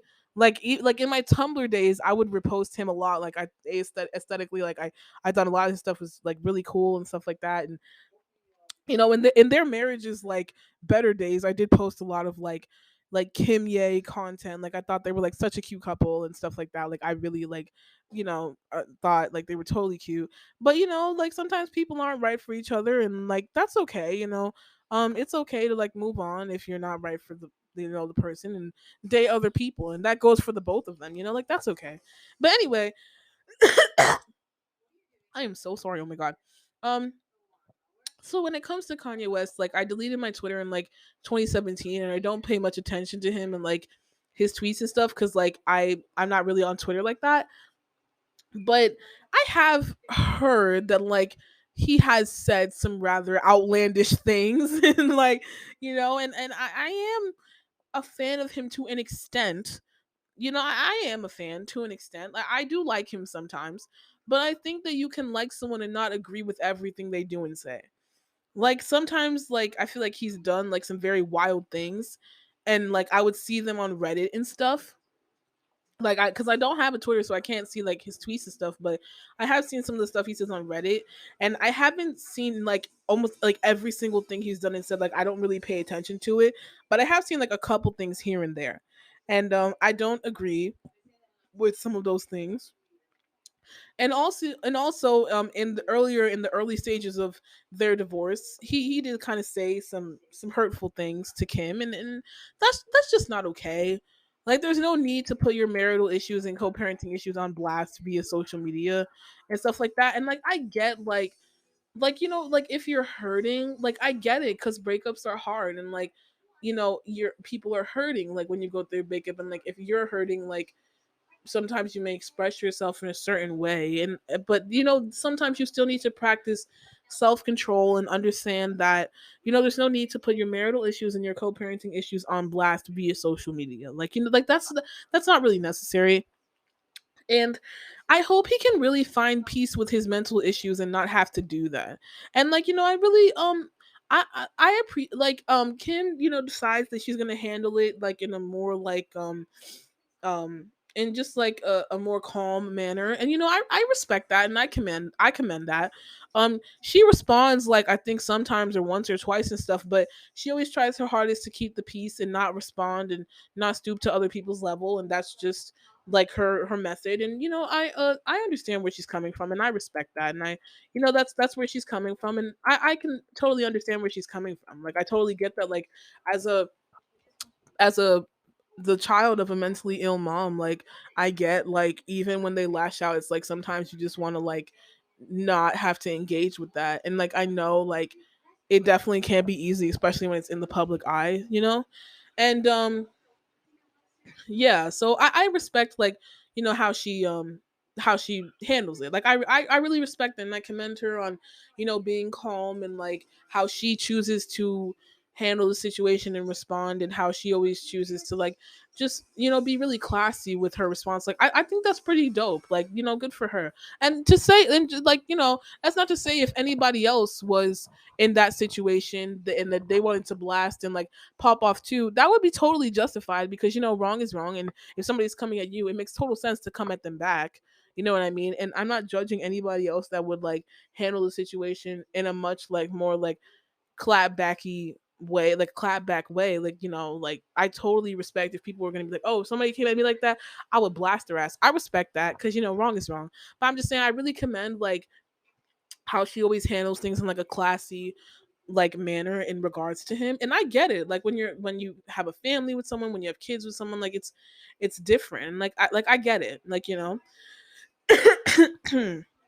but I will say it's triggering for me to like see the drama that they deal with, and see like everybody's like opinions on it and stuff like that. So I try to like not like look too much into it, because it can be triggering for me to see that drama, because I feel like I went through the same thing with my mom.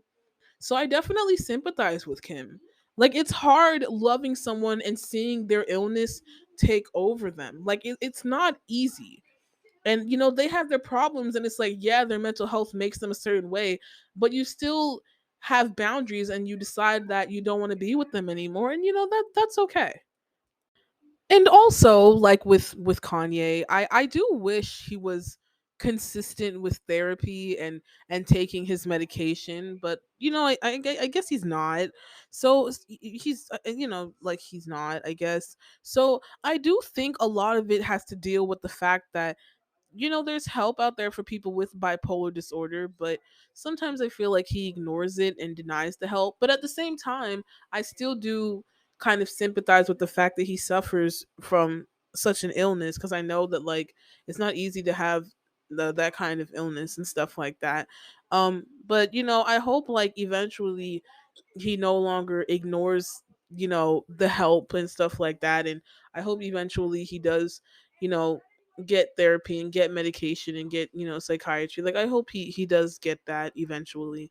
And I'm just hoping that he can get better, like mentally. And like my mom, she does the same thing with her mental illness, so I've definitely experienced that, and like I said, like I was like a big like Kimye stan, and even like though they're not like together anymore, like in their earlier parts of their marriage, like I would like repost like all their stuff on like Tumblr because I thought like, oh, they're so cute, and I would see him on like Keeping Up with the Kardashians and stuff, and also like he would talk about her on the Yeezus tour, and like they looked really cute, and I will definitely say like um, I definitely was a really big fan of him, but then like later in the I mean, I still am to an extent, but like I don't hate him just because I feel like I've experienced people with like mental problems, and like I guess I just kind of sympathize with them like to an extent, but like I said, like I'm a fan to an extent, but you don't have to agree with everything they do and say, and sometimes it can be just a bit wild, and and I don't agree with like the wild moments, and you know, I just wish he was consistent with therapy and taking his medication, and I hope he finds peace and finds happiness and fights his demons eventually, and can you know uh you know find peace with his illness and just do everything he can to find peace and stuff, and hope that he just like finds peace and takes therapy and medication eventually. Like I do hope for his peace. But anyway, I like I said, I think that like sometimes like it has to do with the fact that like he wasn't consistent with therapy and psychiatry and medication, and like I do think some of it is due to like his mental problems, but also due to the fact that like he kind of like denies like help sometimes, like my mom does the same thing with her mental illness too. Like she denies like the help and the like going to therapists or going to psychiatry and getting like actual help. Like she denies it, and I've definitely experienced that. So like when it comes to the way like he acts and stuff, I think like in addition to him like having like mental issues and having bipolar disorder and not taking medication, I think that there could also be other things he deals with outside of his bipolar disorder that like make him a certain way. Like I think it's bipolar and also like other stuff. Like I'm no armchair psychiatrist or just talking from someone who's like dealt with someone with like a mental problem. Like I think in addition to like him being like an unmedicated bipolar person, I think there could also be like other stuff too. Like maybe he's like bipolar schizoaffective. Like maybe he's a schizoaffective bipolar person. Like so maybe he has bipolar schizoaffective disorder, because like that's a type of mental disorder where it's a type of bipolar disorder where you have bipolar disorder and you also have schizophrenic tendencies. Maybe that's where like the paranoia comes from, when in like 2018 he like accused Kim of trying to like lock him up, or when all Kim was trying to do was get him to get help for his mental disorders. Like my mom probably would have said the same thing to me had I tried to see her get help in the past for her mental problems. Like sometimes people with these conditions, like, they love to deflect and they get so paranoid and they believe delusions and hallucinations. And he did say that he hears voices. So, maybe he's experiencing auditory delusions. So it could be like schizophrenia. And it's just because like I I have a lot of experience with dealing with someone with schizophrenia, so maybe it's that. Or and they sometimes experience psychosis, like psychotic things where like their reality is completely like blurred. Like sometimes they do experience psychosis, and it can be kind of a scary sight for them and for the people around them when they start experiencing psychosis. So maybe that's what it is, you know or maybe I think it could also be like substance abuse or like a drug addiction or something, because he has admitted to having problems with like substance abuse and like medication, like overtaking it and stuff like that. Like he's had a problem to that, like with a problem with that, he's admitted to that. Or maybe like another like type of like mental personality disorder, like maybe like NPD, or maybe like I said before, like psychosis tendencies or something. Because I go to Reddit and I read a lot of posts from people with NPD disorder or people that experience psychosis. And even people that deal with schizophrenia, like even they seem to have the same issues that Kanye talks about, and they seem to like have some of the same behaviors that he also expresses. So maybe he has that. So maybe that's what it is. or maybe he has schizoaffective bipolar disorder with psychotic tendencies, or NPD or something, or maybe that's it. I just, I sometimes, I the reason why I go on those Reddits and I read like their posts is sometimes like I try to like, when I try to like sympathize with my mom, I try to go to different Reddits of people with different like mental disorders to try to like understand like what it is that they're going through, like, I guess, to try to understand it. So like I have read stuff from that, and like from different posts with people with like NPD, or people who are schizoaffective bipolar and stuff like that, and they seem to talk about certain stuff that Kanye has talked about, like with like hearing voices and stuff like that, and and also like just like his delusions, like wow, his reality is very skewed. Like just because Kim wants him to get help doesn't mean he's trying to lock him up. Like that's that's ridiculous. My mom has had those same kind of hallucinations and stuff. So maybe it's that, but um yeah, so I don't know, maybe I don't know, but I do hope that he eventually finds peace, and despite all of his mental health disorders, overcomes like depression or anything or whatever he's like going through and stuff that may make him act in a certain way, you know like, bipolar or not, people have different personalities, like bipolar or not, or mental illness or not. Like mental health doesn't have to do with like everything, but it is a factor. And nobody is like 100% good or like 100% bad.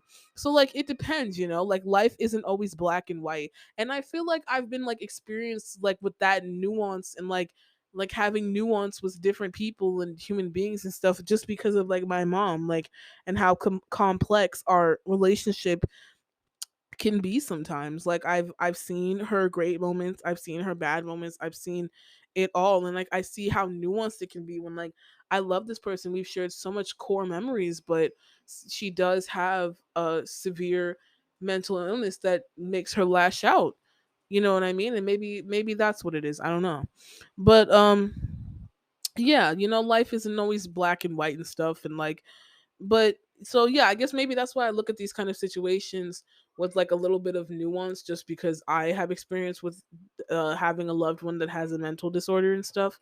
And yeah, and like, I mean, like, not to self-diagnose and not to be like an internet psychiatrist, but that's what I think. Because like there are other people with bipolar disorder, and some do act out and do controversial things, but there are other people with bipolar disorder, and some don't act out and some don't do controversial things. Like, Kanye West and Mel Gibson and Azealia Banks, they all have bipolar disorder, and they all have done and said things that are, kind of just morally wrong. However, other celebrities like Amanda Bynes, Demi Lovato, Mariah Carey, Selena Gomez, and even Lee Thompson Young, well, may his soul rest in peace because he killed himself, and that's, may Lee Thompson Young rest in peace. But anyway, like those celebrities like Amanda Bynes, Demi Lovato, Mariah Carey, Selena Gomez, Lee Thompson Young, they all have bipolar disorder as well, and they don't like do or say the things that like Kanye or Mel Gibson or Azealia Banks do. Like, Mariah Carey and Kanye West may have the same mental disorder, and Mariah doesn't act that way, or will, at least publicly, because I don't know these people, or at least they don't act like it publicly. I don't know them, so, but you know what I mean. But well, I don't know, but I mean, like, they don't act that way, like, you know what I mean. So I like, so it may not always, some people have the disorder and they act a certain way, but other people have the disorder and they don't like act that way. So it's like, like, they don't like Mariah Carey and Kanye West have the same mental disorder, and Mariah doesn't act the way Kanye does publicly, yeah. So I even remember seeing an old interview with Nick Cannon that Nick Cannon did about Mariah, and Nick said, like, because Nick Cannon is Mariah Carey's ex husband and the father of his children, and Nick Cannon was saying that when it came to her mental disorder, her perception of reality and the things that she would like thought were real and weren't were skewed, and like her mood swings were just a lot. So maybe she has had some psychotic episodes, and those episodes just weren't on social media or like in the middle of a concert, like kind of like how Kanye is. But I don't know. Maybe they are behind closed doors. I don't know. But I mean, but I will say, publicly, like, it's like Mariah and Kanye have the same mental health issues, but they don't act the same publicly. And I mean, Amanda Bynes has had her like her off moments, especially in 2014 and stuff. But still, like when she was Amanda Bynes, she's definitely had her moments where she was kind of off, but she's sorry, but Amanda Bynes isn't out here saying like outlandish things, like outlandishly wild things like Azealia Banks or Kanye or Mel Gibson and stuff. And that's no shade or everything or anything. Like everyone's different and everyone experiences their illness differently. I'm just saying, like, people should still be held accountable for their actions regardless of their mental issues. Because when it comes to like Amanda Bynes and Demi Lovato and Mariah Carey and Selena Gomez and even Lee Thompson Young. Oh, and Robin Williams too. I hope he rests in peace too. Because I mean, I don't know if he had bipolar, but I know he had some mental health issue. I think he suffered from depression. But you see celebrities like those people like that I just listed, and like they don't do the things that Azealia Banks does or Kanye West does or Mel Gibson does. So I don't know. Maybe there's something else. That's why like regardless of anything, people still do, deserve to be held accountable for their problems, like mental issue or not. But then again, bipolar disorder is different for everyone. So I don't know. Everyone is different. And everyone's psychotic episodes are different. And I don't know. I guess everyone is different. And like, I know this may sound crazy because I still like, I still think people deserve to be held accountable for their actions. And if they're in the wrong, they deserve like to be called out for being in the wrong. And if you do something fucked up, you deserve backlash for doing like that fucked up thing. But in a strange way, I not even in a strange way. Like I know this may sound crazy to you guys, but like I don't know, like sometimes like I kind of feel bad for Azealia Banks and Kanye West.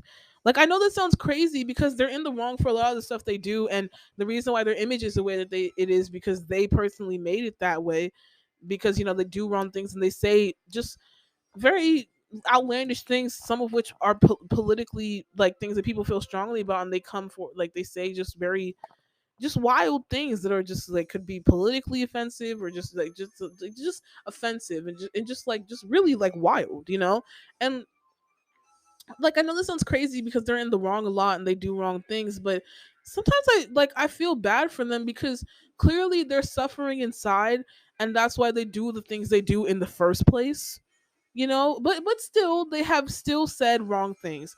And also Kanye in the past has said like mean things about Kim, after the divorce. And I don't think Kanye should be putting his co-parenting problems on social media. Like I think that should be between him and Kim only, and I don't think he should be putting private issues on blast for everyone to see. And Azealia Banks has said mean things too, and like sometimes they've just hurt others, and that's not okay. And other times, like their political stances just are just not. It's just not like it was just really wild, and like still to me like it's sad that they even like do these things because like it's like their brain is like broken almost like it's like I feel like I just want them to like find peace. Like you know what I mean? Like they're hurting obviously and it sucks that they're hurting, but I hope that they find peace such that they don't need to like do that anymore. Like I hope they get fully medicated and like stop like with the outlandish stuff eventually. Like I really do. But I say this to say like now well before I even finish my sentence, I totally get not liking them and not fucking with them. I get it because it's like you can't say outlandish stuff and then be like shocked that people like don't fuck with you. Like you know what I mean? Like so I totally get it. But I'm just saying how I feel. So if you don't like them, I totally get it. I totally do. But um just me personally, I hope he can find peace. Like and same thing with the Azealia Banks. Like I just hope they realize the fault in their ways eventually and get medicated. Like it's sad that they have to do these things, and I just want them to find peace and be happy.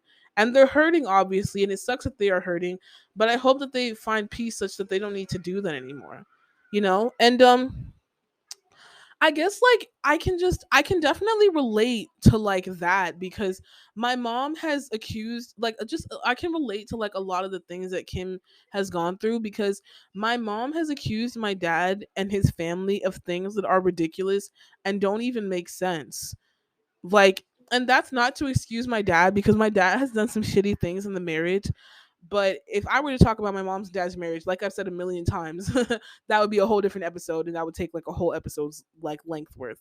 But anyway, my mom has accused my dad of things when they split up too that were like just clearly obvious and fake. Like for example, my mom accused my aunt Meredith of trying to ruin Thanksgiving weekend because me and my sister went away for the weekend and like for my cousin Justin's birthday. And my cousin Justin's birthday was right after Thanksgiving and Justin's mom is my dad's sister, Aunt Meredith.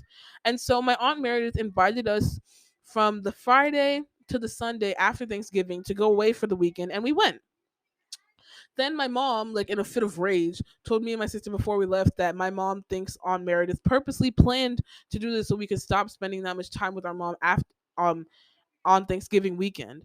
And also, if my dad plans something that just so happens to be on the weekend that my mom has off, then my mom, in like a fit of rage or a fit of upsetness, will like tell me and my sister that my dad planned that, like, oh, your dad planned to hang out with you and your sister on purpose, um so you guys can't hang out with me on the weekend or on the weekend that I have off and stuff like that. Like if like she would think that like our dad is purposely doing that, and it's like our dad is purposely like planning something on the weekend that she's off from work so our dad can like take us away from our mom or something like that if my dad asks to hang out with me and my sister.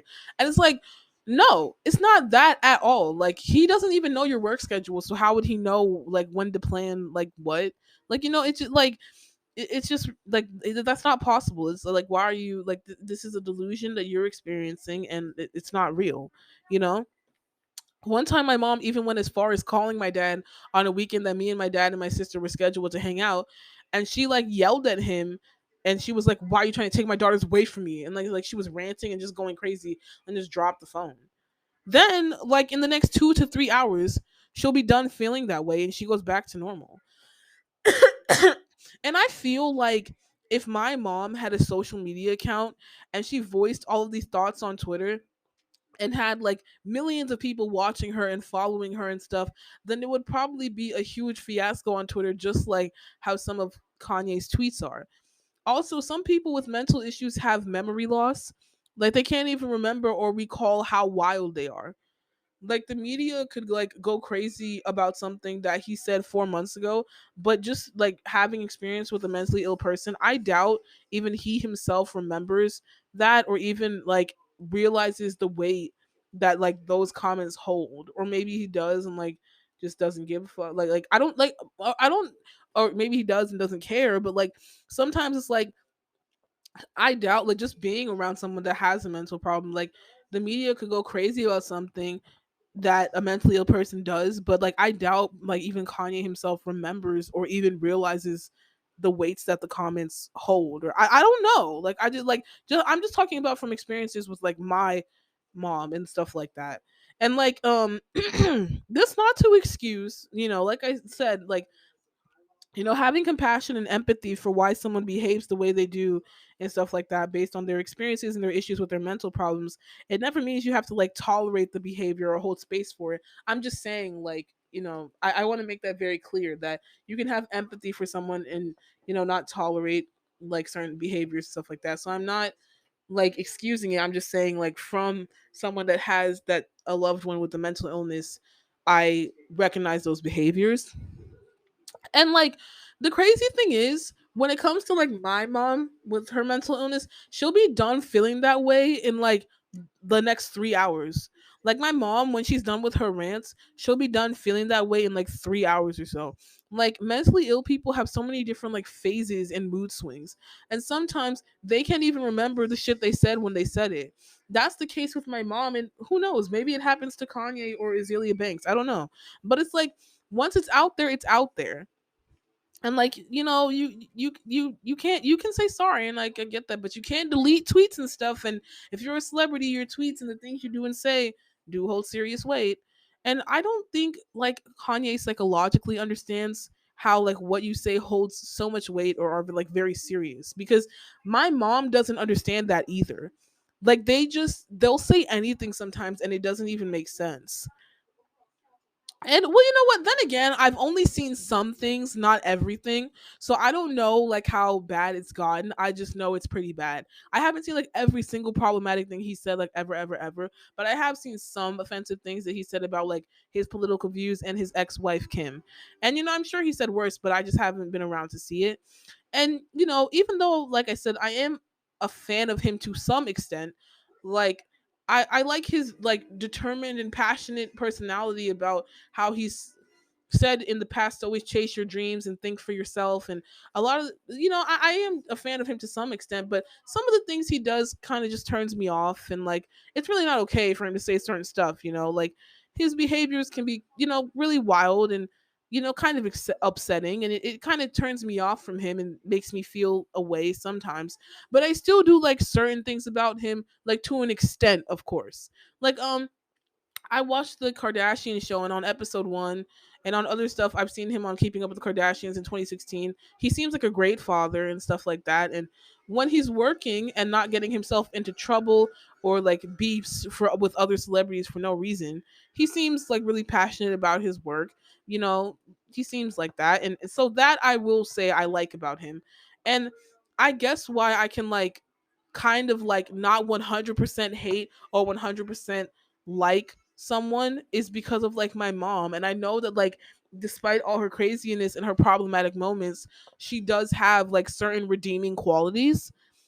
Like I guess that's why I can be kind of nuanced in situations like these, because of like my mom. Like I've seen situations where people aren't entirely like black and white, entirely good and bad, and stuff like that.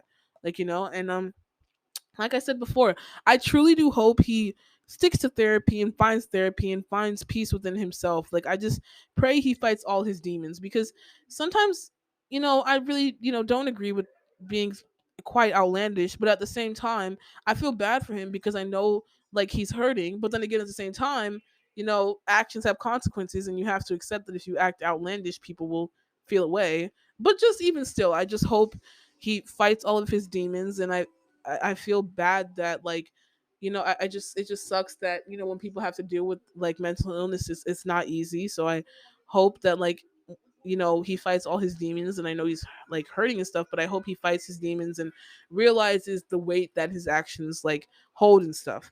um yeah, like that to me, that's probably why he acts a certain way, because like he's hurting or fighting demons and stuff like that. But at the same time, like I get people who are just like, you can't feel bad for people who are like don't who are like doing shitty stuff. Like, you know what I mean? You can't always feel bad. And like I get it. Like if you don't agree with what I'm saying, I totally get it. But like I said, I just pray he like fights all of his demons. And I just hope he fights his demons, and I hope he can find whatever it is that makes him hurt and makes him act out in a certain way and stop that. And I also hope he continues to take his medication safely and go to therapy more often. And however, I do understand that at the same time, problematic moments are still problematic moments and actions have consequences. And so, if you completely and utterly cannot stand him or other people I talk about in the podcast, I understand that and I totally respect your decision.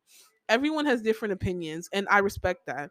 I'm just saying I can relate to a problematic person with redeeming qualities like my mom, so I can still say I do like certain things about him to an extent just because I have experience with someone like that. Now, granted, my mom hasn't gone like as outlandish as like Mel Gibson or Azealia Banks or Kanye West, but still, she's definitely had her fair share of crazy moments. And then again, mental illness looks different for everyone. So, I mean, there's that.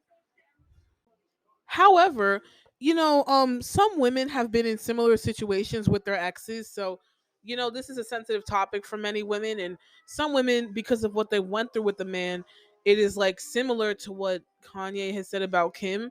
So, it's very triggering to those women. So, some women can't support him. And I respect that and I understand that. And I get people don't agree with things Kim has done in the past, and I respect that too. Everyone's entitled to her opinion, to like their opinion. But personally, I understand everyone makes mistakes, and I love Kim. I love Kim and all her sisters. I just do. But I guess why I don't like take him seriously, like I guess why I don't take Kanye seriously on certain things, or why I kind of like ignore what he says, is because like with what I've learned from having a mentally ill mom is that like when it comes to certain mentally ill people and their episodes, you have to realize that what they believe is not rooted in reality, so you can't take what they say seriously. That's why I don't take it seriously. Like if your leg is broken, you wouldn't be able to walk straight. So if your brain is broken, you can't think straight. But at the same time, actions do have consequences. Like I said, people still deserve to be held accountable, and like wrong is wrong, and I do agree with that. But I mean, I guess that's why like with everything I've like went through with my mom, I guess that's why like I don't take it seriously, or like I'm just like, nah, he's having an episode, like whatevs. Like maybe that's why I'm like that, just because of like my mom and stuff. Like my mom has said some wild shit. Like my mom has threatened to like stab the person that is disturbing her and making her skin itch in a fit of rage. Like she says stuff like, if I find out whoever is making my skin itch and is hurting me, I swear to God, I will stab that person. Like she's also threatened to call the cops on my sister that one time during a really bad mental health episode and stuff. Like she told my sister, "Leave me alone and go away before I call the police. Go away. I will call the cops." And stuff like that. And like her and my dad have also gotten into physical altercations. Like literally. Like one time my dad like, got into a physical altercation with my mom in a fit of anger in the past, like when I was in elementary school. It was really bad. Like my dad was super wrong for doing that. And one time during a, psychotic episode from my mom thought that my dad was the reason that she was having trouble sleeping well. So my mom got into a physical altercation with my dad. And my mom, like, you know how like you can like adjust a guy's tie to like be tight or loose? My mom like tried to choke my dad with his tie, like tighten it super tight, so like that in a fit of rage for like a couple of seconds. And then my mom like ripped his shirt and like ripped all the buttons on his shirt and like the pocket on his shirt and stuff. Like it was insane. And like I said, like explaining my mom and my dad's marriage would take a whole other episode, so I'll do that some other time. But yeah, and I watch I watched this recent podcast episode that Kim was in. It's called the Not Skinny But Not Fat podcast. And Kim was very candid about her divorce and dating after her divorce and everything. And she said sometimes it can be frustrating, but there's so much love there at the end of the day. And what people don't understand is everything will be okay and peaceful in the future. And I get that. Like that's what she said about her divorce and like the issues and stuff like that, like from her divorce and stuff like that. And I totally get that because like I get where she's coming from, because it's the same thing with my mom. Like we've had insane moments and we've had crazy moments and stuff like that, but things get better after a while. But sometimes you have to put a boundary up and decide you don't want to be around them, and that's okay. I feel like a lot of the stuff she goes through with Kanye is kind of what I go through with my mom. And like having compassion and empathy for why someone behaves the way they do based on their experiences and their mental issues never means that you have to tolerate their behavior or hold space for it. Like you can absolutely have compassion and set a boundary. And this is what it means to also have compassion for yourself. And also there will be people in your life that will not change their unhealthy behavior. And you cannot force anyone to do anything or be anything. That's why like you have to protect your peace by adjusting your behavior and how you choose to interact with them. So it's okay to put a boundary up even if you love them. So like I kind of can just like relate to her, cuz like it's the same thing with like my mom. Like and I respect her reaction and how she chooses to handle things calmly. Like I said, like I'm happy that she still stuck up for herself when need be, like online in regards to her comments about in regards to certain comments that he would say, post divorce.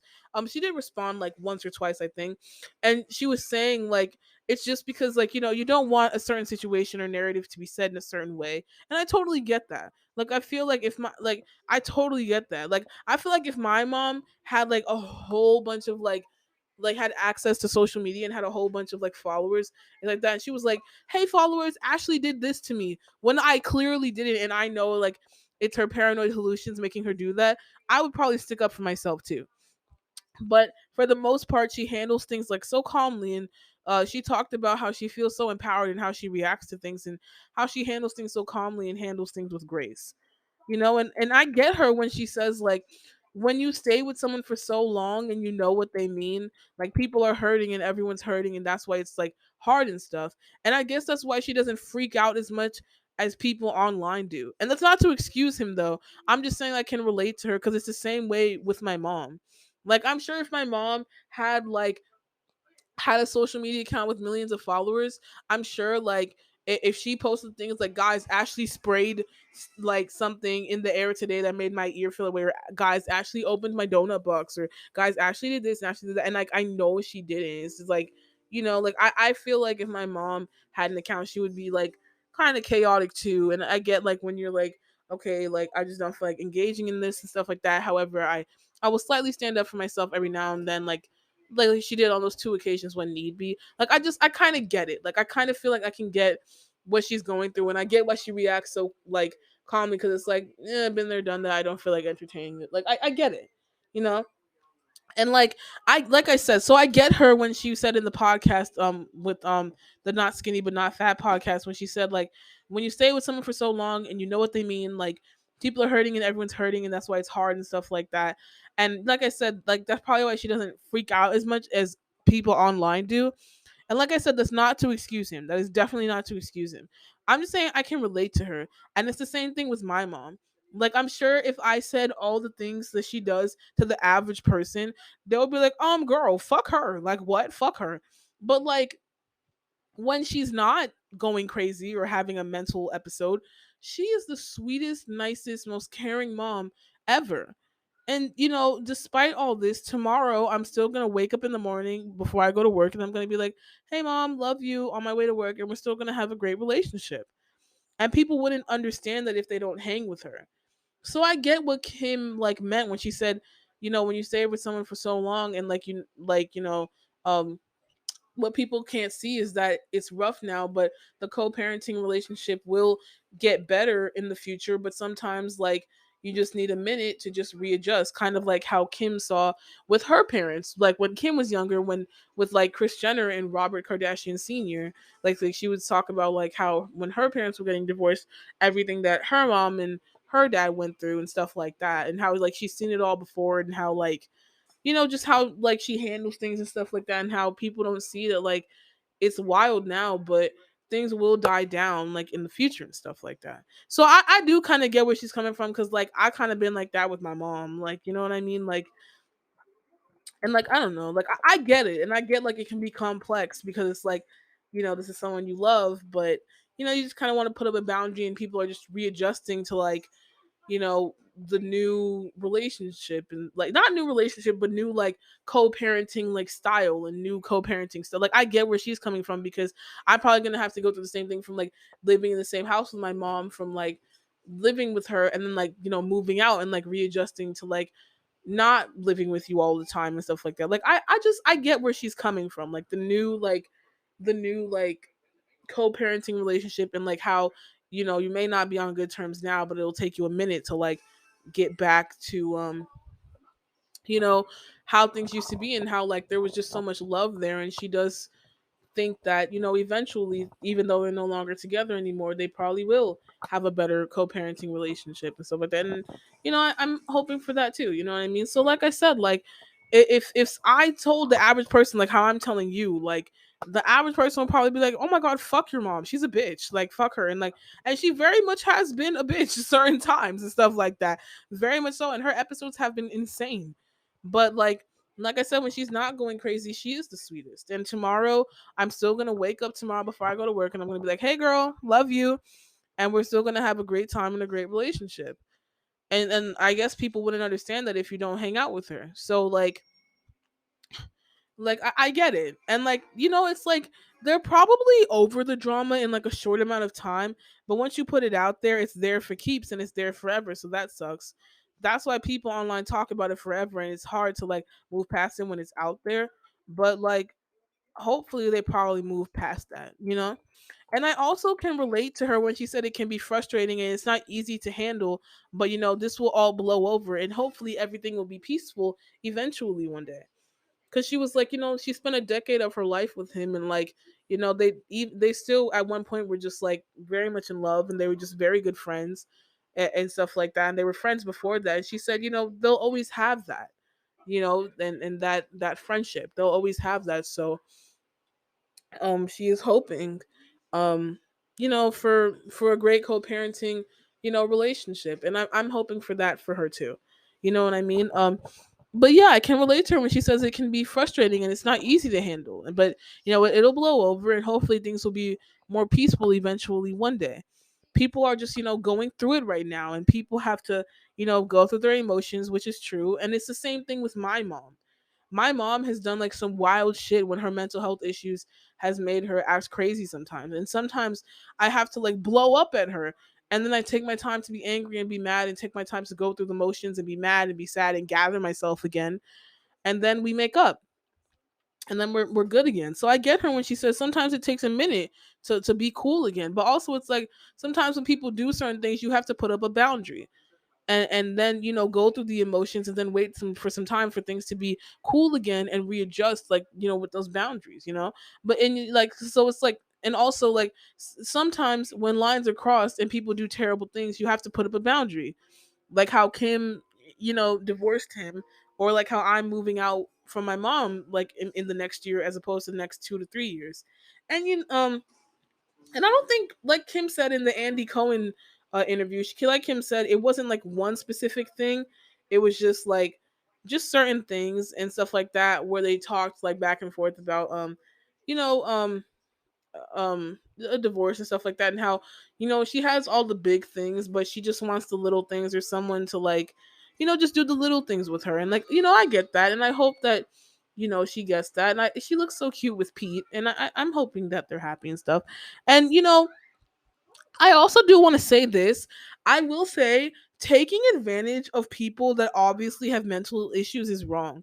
Like sometimes obviously like it's Kanye's fault because like he puts himself out there, but other times I feel like people taking videos of him and like giving him all this attention like on the street, or like people like posting videos of him like when clearly he's like unmedicated and unhinged and going through like psychotic episodes and hallucinations. Like I feel like that's wrong.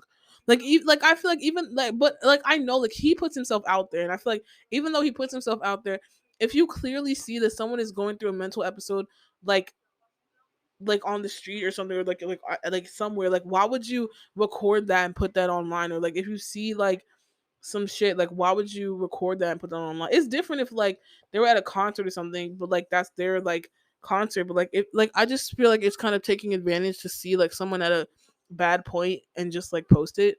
But at the same time, it's still his fault because he puts himself out there. But just personally, just in general, not just with him in general, I feel like it, it's wrong to record people at like a low point and just put it out there. Like I feel like the media gives negative attention to people who do certain things, and like it's like, okay, that's unnecessary. Like and but also sometimes it is his fault too. So there's that. Like yeah.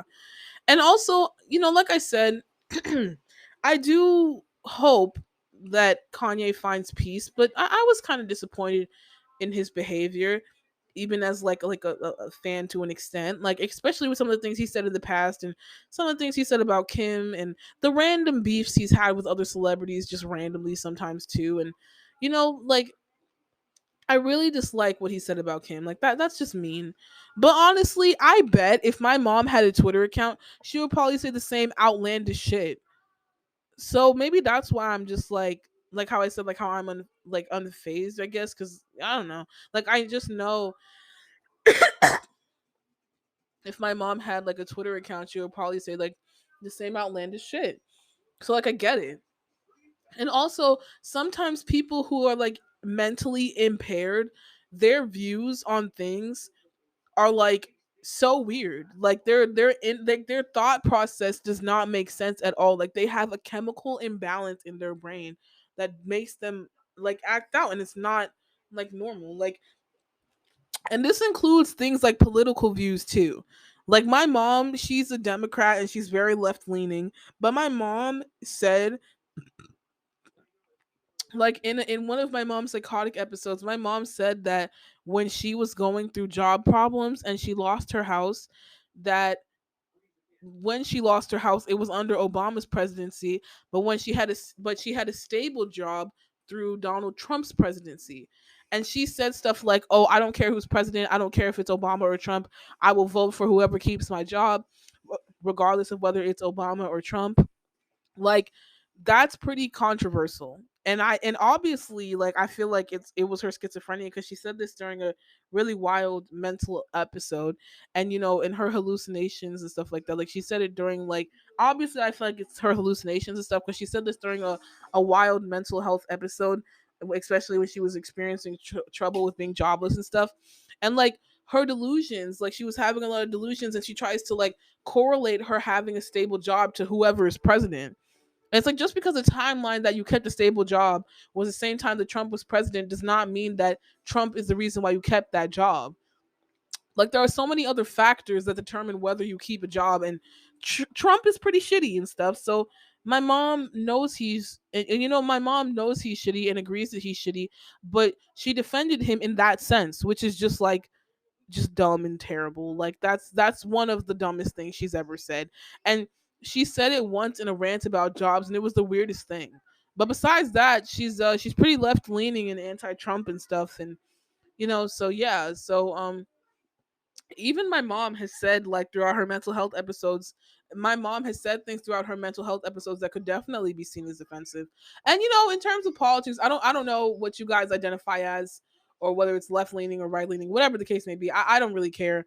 Personally, I'm Democratic and I'm left leaning. I'm pretty liberal, but I do have, like, certain unpopular opinions, aka this podcast. So I'm not I don't get too much into politics. I probably, like, may like stuff like that, and just could voice my opinions. But um I just say this to say that even my mom has said things throughout her mental health episodes that could be seen as, like, kind of just politically off, or just, like, weird. And I'm sure if my mom had a Twitter and had as many followers as Kanye West or Azealia Banks, and my mom tweeted, like, that ridiculous thing about, like, the presidency and her keeping a job while Trump's president and stuff like that, like, I'm sure if my mom tweeted as many ridiculous things during her psychotic episodes as, like, Kanye did or Azealia Banks did, then I'm sure people would definitely, like, not like her. Like, and I I watched, like, the Kardashian show on Hulu, and I remember how Chloe said it was hard for Kim because Kim stayed quiet when he took like very blunt political stances that Kim obviously didn't agree with. So Kim went on, like, press tours to try to, like, protect him and stuff and do damage control, because, like, that was her husband at the time, so she wanted to, like, do damage control for him and for herself so she could save herself too. But it was hard for her to say that she didn't publicly agree, because, like, they were married, and it was just, like, just so hard at the time. Like, I can relate because I wouldn't know what to do in that scenario.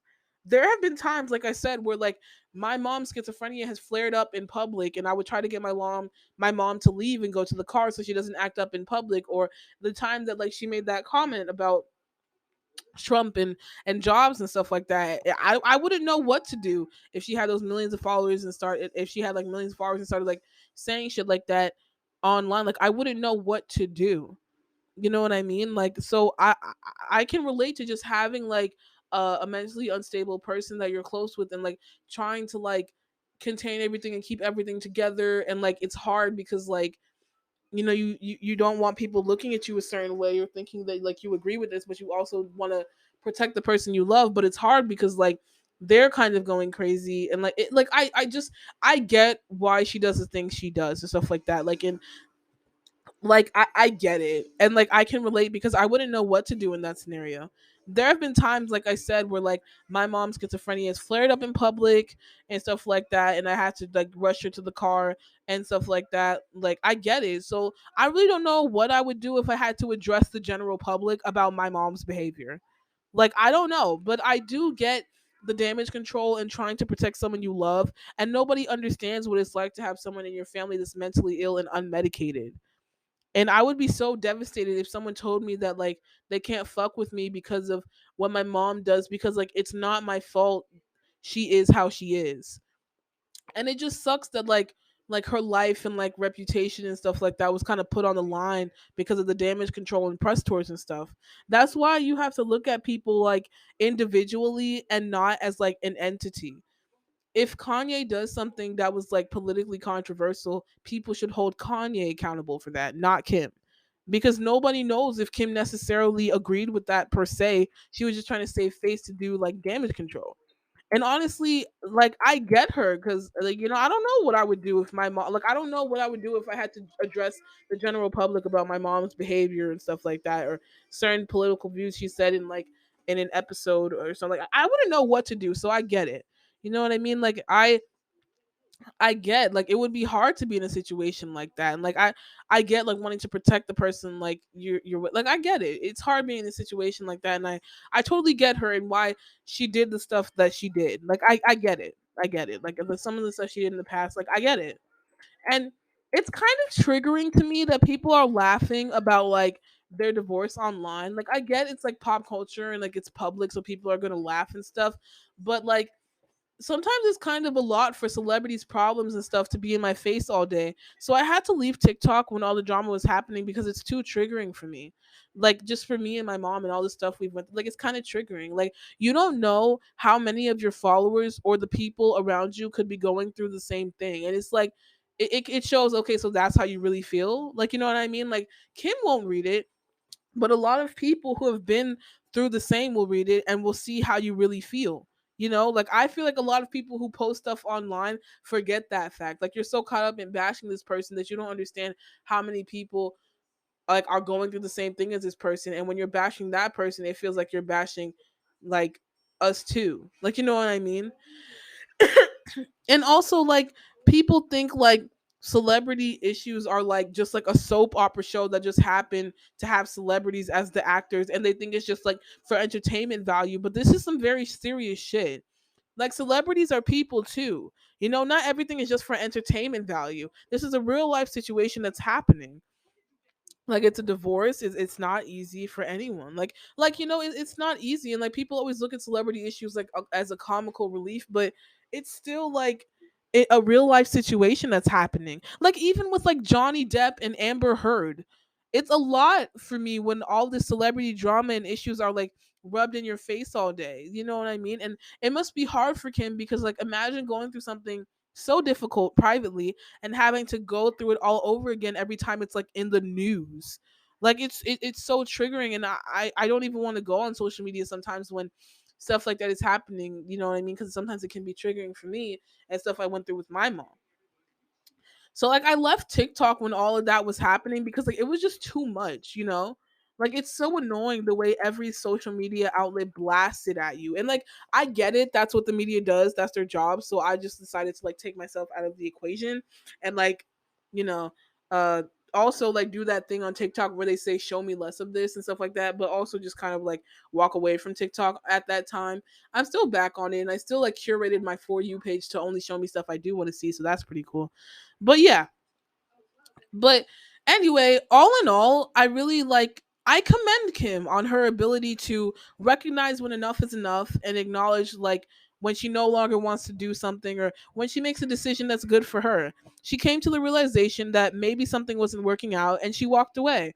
And that's good. And I read her Vogue cover and it was totally awesome, and I'm happy that she's chosen herself. She talked a lot about that, like I've chosen me and I've chosen myself. And I'm kind of going through the same thing with my decision to move out. So I can really relate to her and I love her so much. You know what I mean? Like she was talking about in her Vogue interview, like, um, I'm going to do what I want to do, and I understand that certain differences and stuff like that, and like different differences here and there between us two kind of like led to like the divorce and stuff like that. But at the end of the day, I have to choose me and I have to do what's best for me. And I totally respect that, and I respect her cuz I'm literally going through the same thing like with my mom. You know what I mean? And I totally respect her, and I can really relate to her, and I just really like her.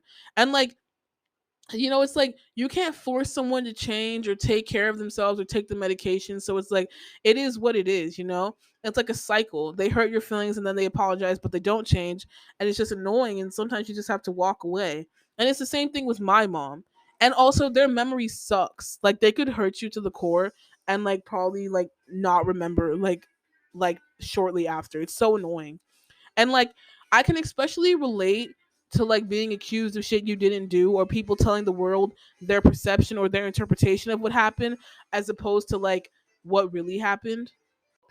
I watched the show, the Kardashian show on Hulu, and I watched like the Saturday Night Live episode when she was on it, and she killed it. And yeah, and I love how she can joke about herself and be a good sport. And I watched the Kardashian show on Hulu, and I watched her recent interviews on like I watched her recent interviews and stuff like that, and her on Ellen, and I'm just so happy she's focused on happiness. And also, I'm happy, like she decided to get back out there in the dating game, and that's good. After that, I'm happy for her. That's good for her. After she took 10 months to be single after the breakup, and she focused on herself and her happiness, and I think her and Pete Davidson look so cute together. Like and regardless of whether her and Pete last or not, or whether this is just, a fun little cutesy thing, either way, that's okay. She's happy and that's all that matters. Sometimes, like, after a breakup with somebody, you just need to, like, sometimes some people just want to, like, go back out there and start dating and get back in the dating game. And that's okay. Sorry, my throat. And that's okay. And I commend her on being able to make decisions for herself, regardless of how much she gets bullied on social media. And I'm happy she's taking the time to not really like focus on other people's opinions and to focus on her real life happiness. And I watched the Kardashian reunion with Andy Cohen last year, and Kim said despite the mental issues with Kanye, she just really wanted someone she could do the little things with.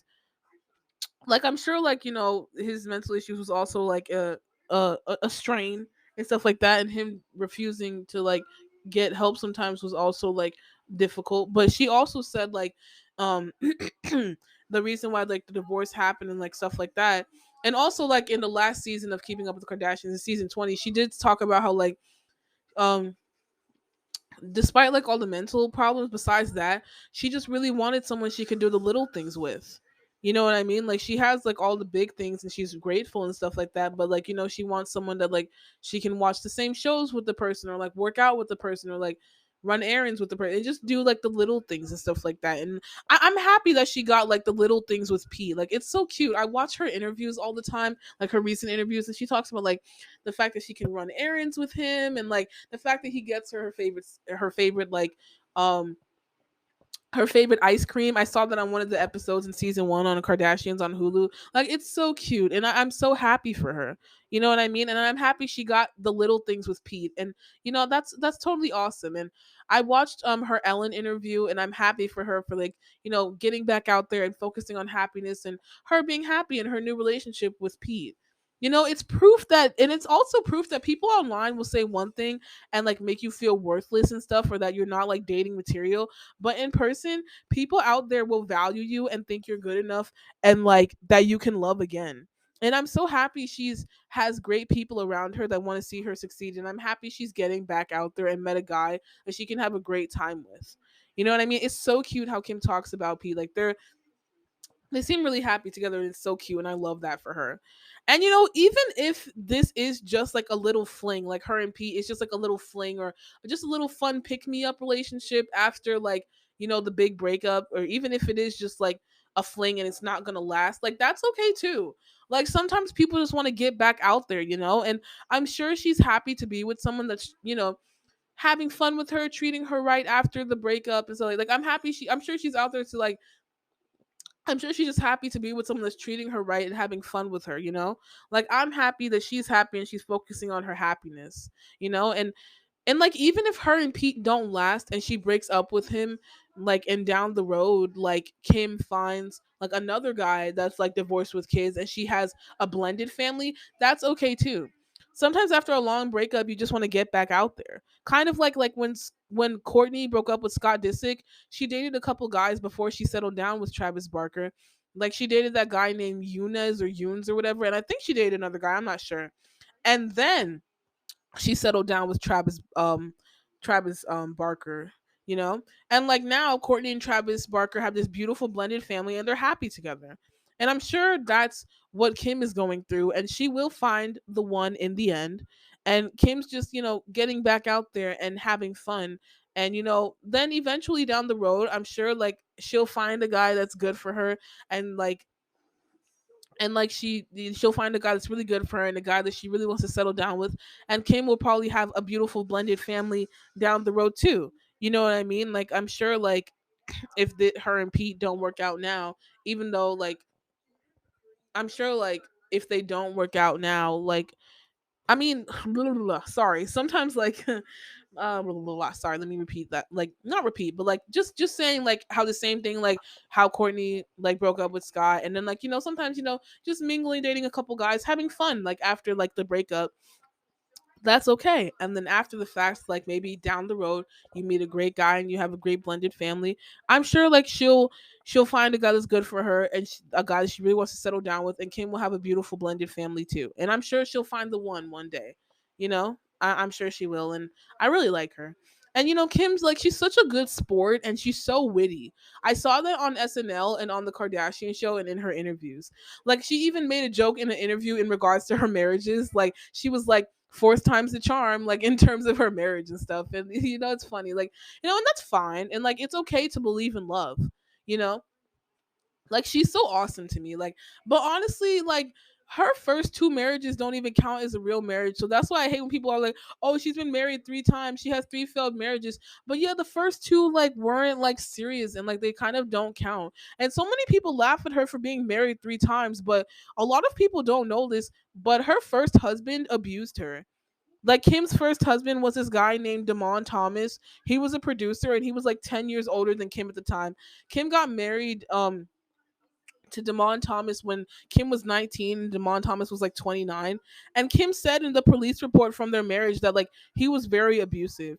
Kim doesn't really talk about it much, but she did say in the Keeping Up with the Kardashians show like a couple years ago that she was 19 and she just like got high and just got married in Vegas. But she doesn't talk much about like her first marriage with Damon Thomas, and she doesn't say much about the marriage. And I mean, it ended literally almost 20 years ago, but still Kim doesn't talk about that much.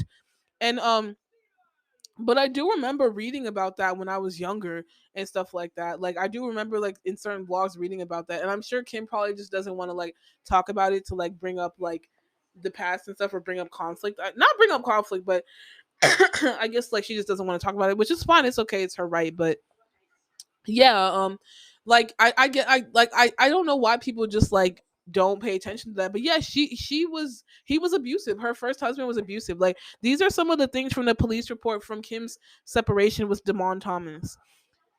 These are some of the things, and like I literally want to like point this out because this is literally like what she said from the police report. Not police report from, well, yeah, from the police report from the divorce. Wait, no, sorry. Yeah. Sorry. Yeah. Okay. So, cause I wrote it, I took screenshots of it, and I'm just looking at it because I want to like repeat it to you guys.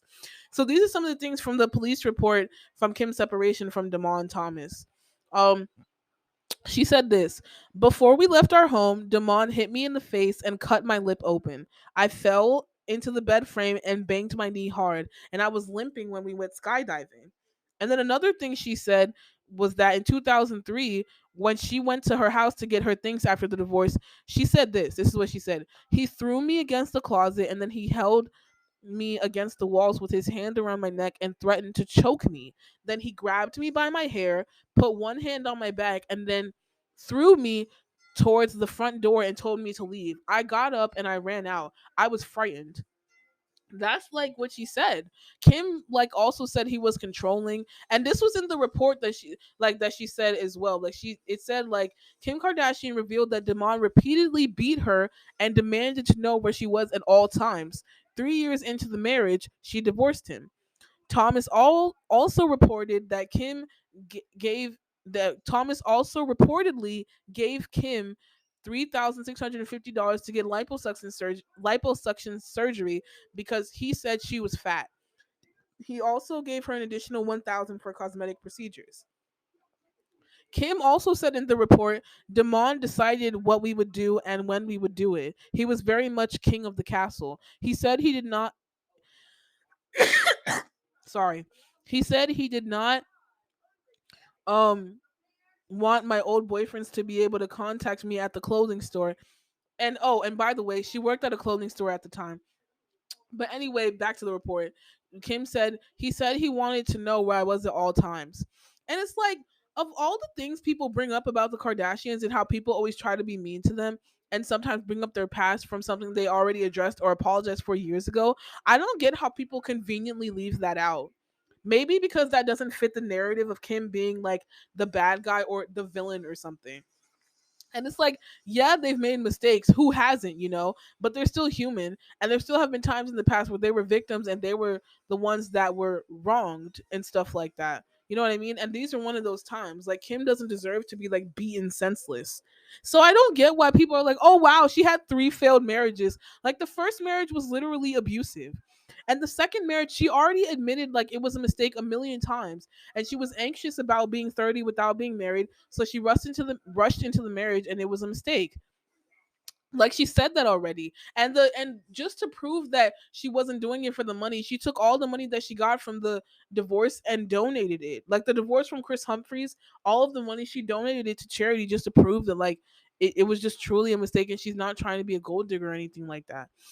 And then the third marriage, like, even though Kim discussed that there were other issues outside of his mental illness that led to the divorce, I'm pretty sure it's obvious that Kanye's behavior has also led to issues in their marriage as well. And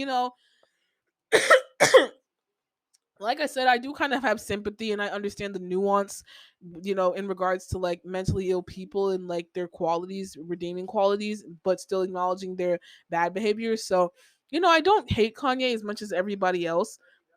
Like I said, I am a fan to an extent, but I'm just calling a spade. But anyway, yeah, back to what I was saying. So Kim has also said in her and Kanye's marriage, she felt like they were missing the little things. Like, they have differences in their love languages, like how Kanye likes big, extravagant things. But Kim is like, I love those things and I have all that, but she still wants the little things in their marriage. Like, she wants someone she can work out with and someone she can watch the same movies with and someone she can just do the little things with and run errands with. And now, watching the Kardashian show on Hulu, her and Pete get along because they have the little things. Like, he buys her favorite ice cream, they bond over skincare, they work out a lot, they have the same skincare routine, stuff like that. And I'm happy that she has that. And like I said, she's just getting back out there in the dating game after 10 years. So even if she doesn't last with Pete, I'm sure it's just like fun for her to get back out there and just have fun. You know what I mean?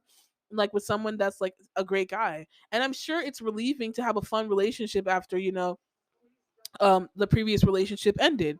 And also, I'm sure down the road, Kim will find the one and have a beautiful blended family, just like Courtney and Travis. And Kanye's been dating too, I see. I hope he's happy. And his current girlfriend, Cheney Jones, she seems, him and her seem happy together. They seemed really cute together at the basketball game. And even if him and Cheney don't last, maybe hopefully eventually down the road he finds the one too. And yeah, so even if him and Cheney don't last, but I just, all in all, I just want everyone to do what's best for them. And I do like hope he does what's best for him and fights all of his demons and find his happiness. And that's what I want for everyone, is to just find their happiness. Like, even with Kim, like, I just want, even if like, even though they didn't end up together, like Kim and Kanye, but they didn't end up together, but I just want people to like find happiness. So yeah. So I hope the best for him and stuff like that. And like, I'm happy that he's happy with his girlfriend Cheney. And if they last, good for them. If not, hopefully eventually down the road he finds the one too. So yeah, I just hope everyone finds their happiness. And I hope the best for Kim, and I hope she finds the one, which I'm sure she will. And I also hope the best for Kanye, and I hope he finds the one, and I hope he fights his demons. I still pray for them. I know that Kim will like love again, and I know there's someone out there for her. Like, I swear. I'm just, I'm happy that Kim is doing better after the divorce. And I know how hard it can be to have to put up a boundary against someone you love, because they refuse to change. So I can definitely like relate to her. And that's what I'm doing. Like, my mom is never going to get medicated. She's never going to change, like, ever. And I get the frustration when people are never going to change. So it's like, why waste your time? Even though that wasn't the only reason that they like got divorced, it was also like incompatibility and stuff like that. But yeah. But also, it's good, it's okay to just move along and move on with your life. And that's what she's doing, and that's also what I'm doing. So I can definitely like relate to Kim. And I know like I took like a really long time in this like podcast to like talk about that, but like, I don't know, I guess it's just because like I can just totally like kind of relate to her. So I'm so like like to just like kind of put a boundary against like someone you love and so like that. So I guess I'm kind of just like living vicariously through her like um her happiness like after the post breakup, like you know what I mean. I guess I'm just kind of like maybe that's why like I'm just kind of living vicariously through her because I know like one day I'll be like happier too, like once I move out and stuff like that, and I'll find my peace and my happiness too. So yeah, like sorry if I just kind of ramble like five ever, like I just you just saying I can relate and like I know I'll find my happiness too one day. And I'm happy now. I'm relatively happy now. I don't hate her and I'm living in like a good like place. I'm just saying like that's that like it's like the 80-20 thing. Like 80% of the time it's great and this two episodes that I'm talking about, this is like the 20% that like kind of sucks. Like you know what I mean? Yeah, but yeah. So just wanted to like take the time to like talk about that and stuff. That's probably why like I'm like so pressed, just because I know like that's gonna be my reality one day. I'm gonna move out and stuff like that. And like I'm happy now. Like we have a great relationship right now, but I just know like eventually, um, I'm gonna move out, and as opposed to being happy 80% of the time, I'll be happy 100% of the time. I know like that'll be my reality like eventually when I like move out. Like I'm gonna find my happiness too. So I guess that's why I'm living vicariously through them. And yeah. So anyway, yeah, so let's get back to my mom and stuff, and um let's get back to like the conversations about like my mom and me deciding to move out.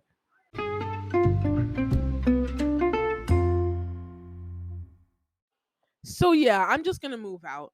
And I know my sister will too next year. Like she's talked about it a lot as well. And once I move out next year, my mom's sister will probably come from Cameroon to like live with my mom here in America.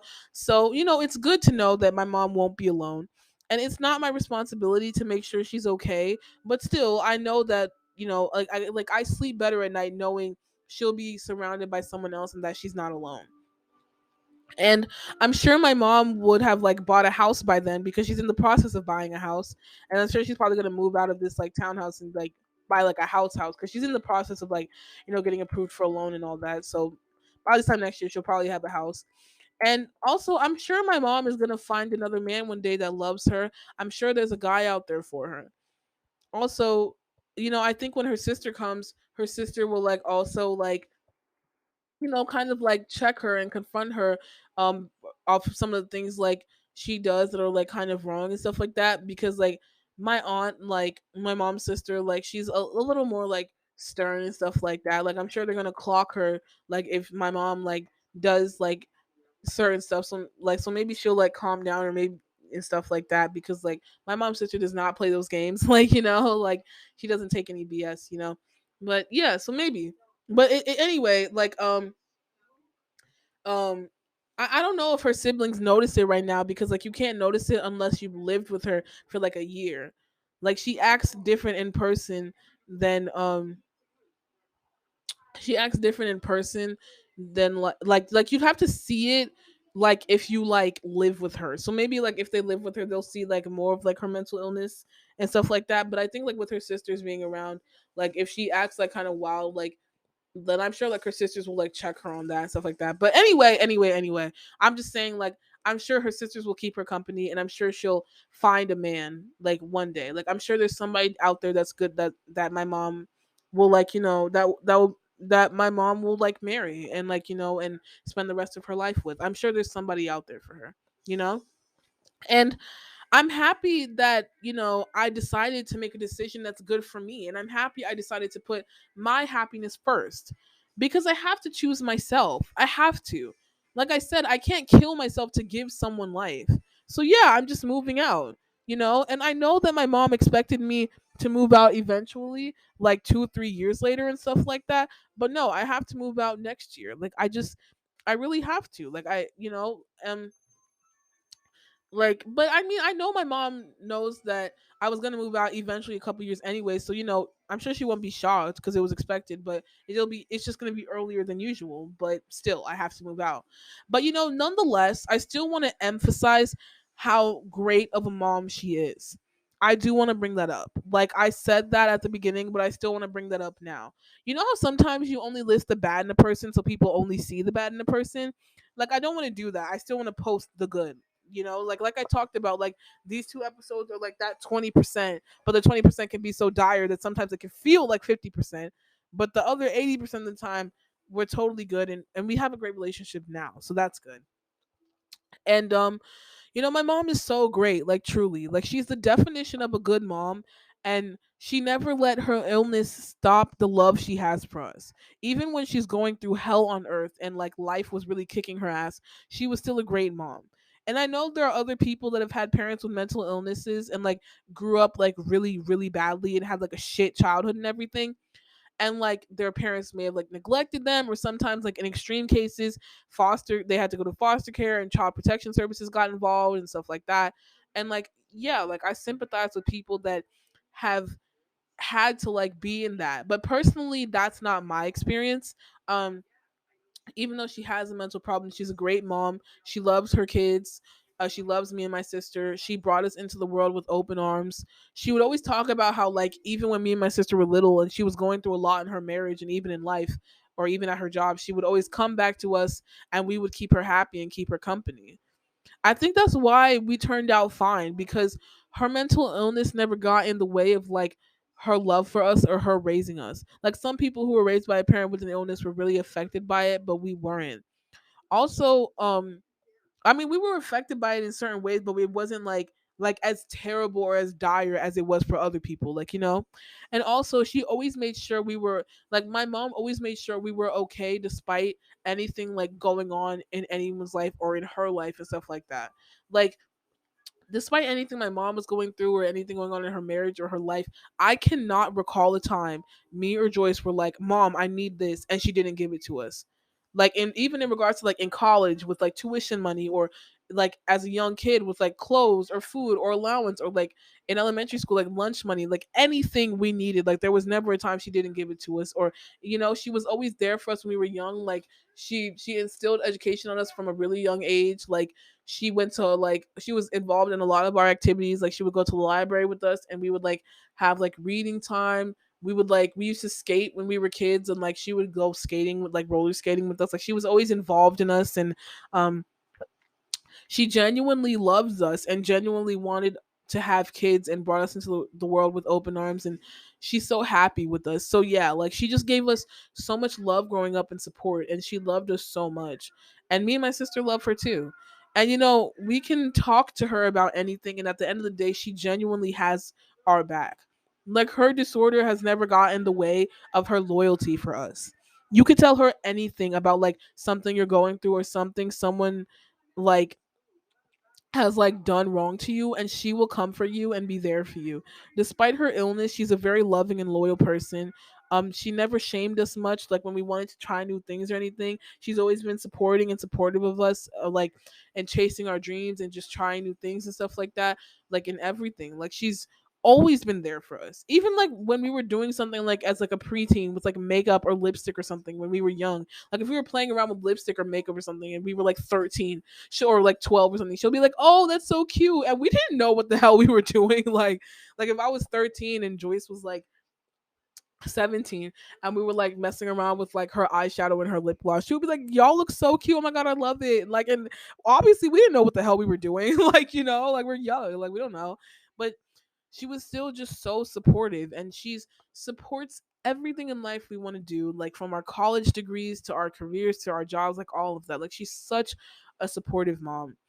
And you know, she's also taught us how to cook, taught us valuable life lessons about partners and stuff like that, taught us stuff about saving money.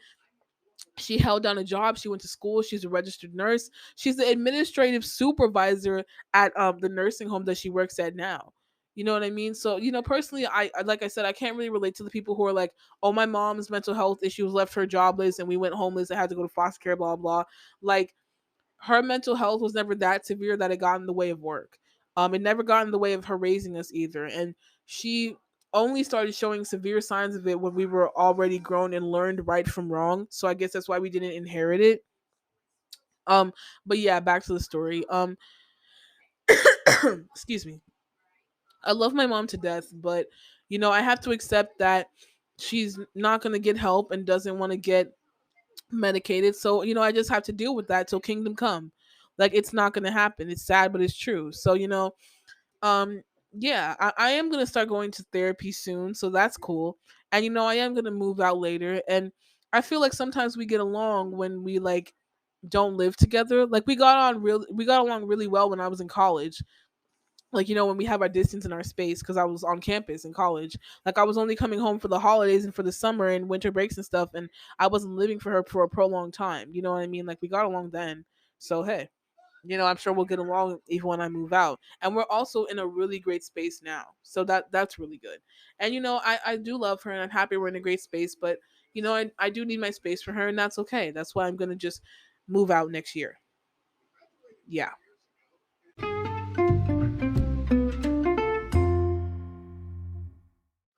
So yeah, that's the end of the episode for the podcast today. I just really wanted to vent.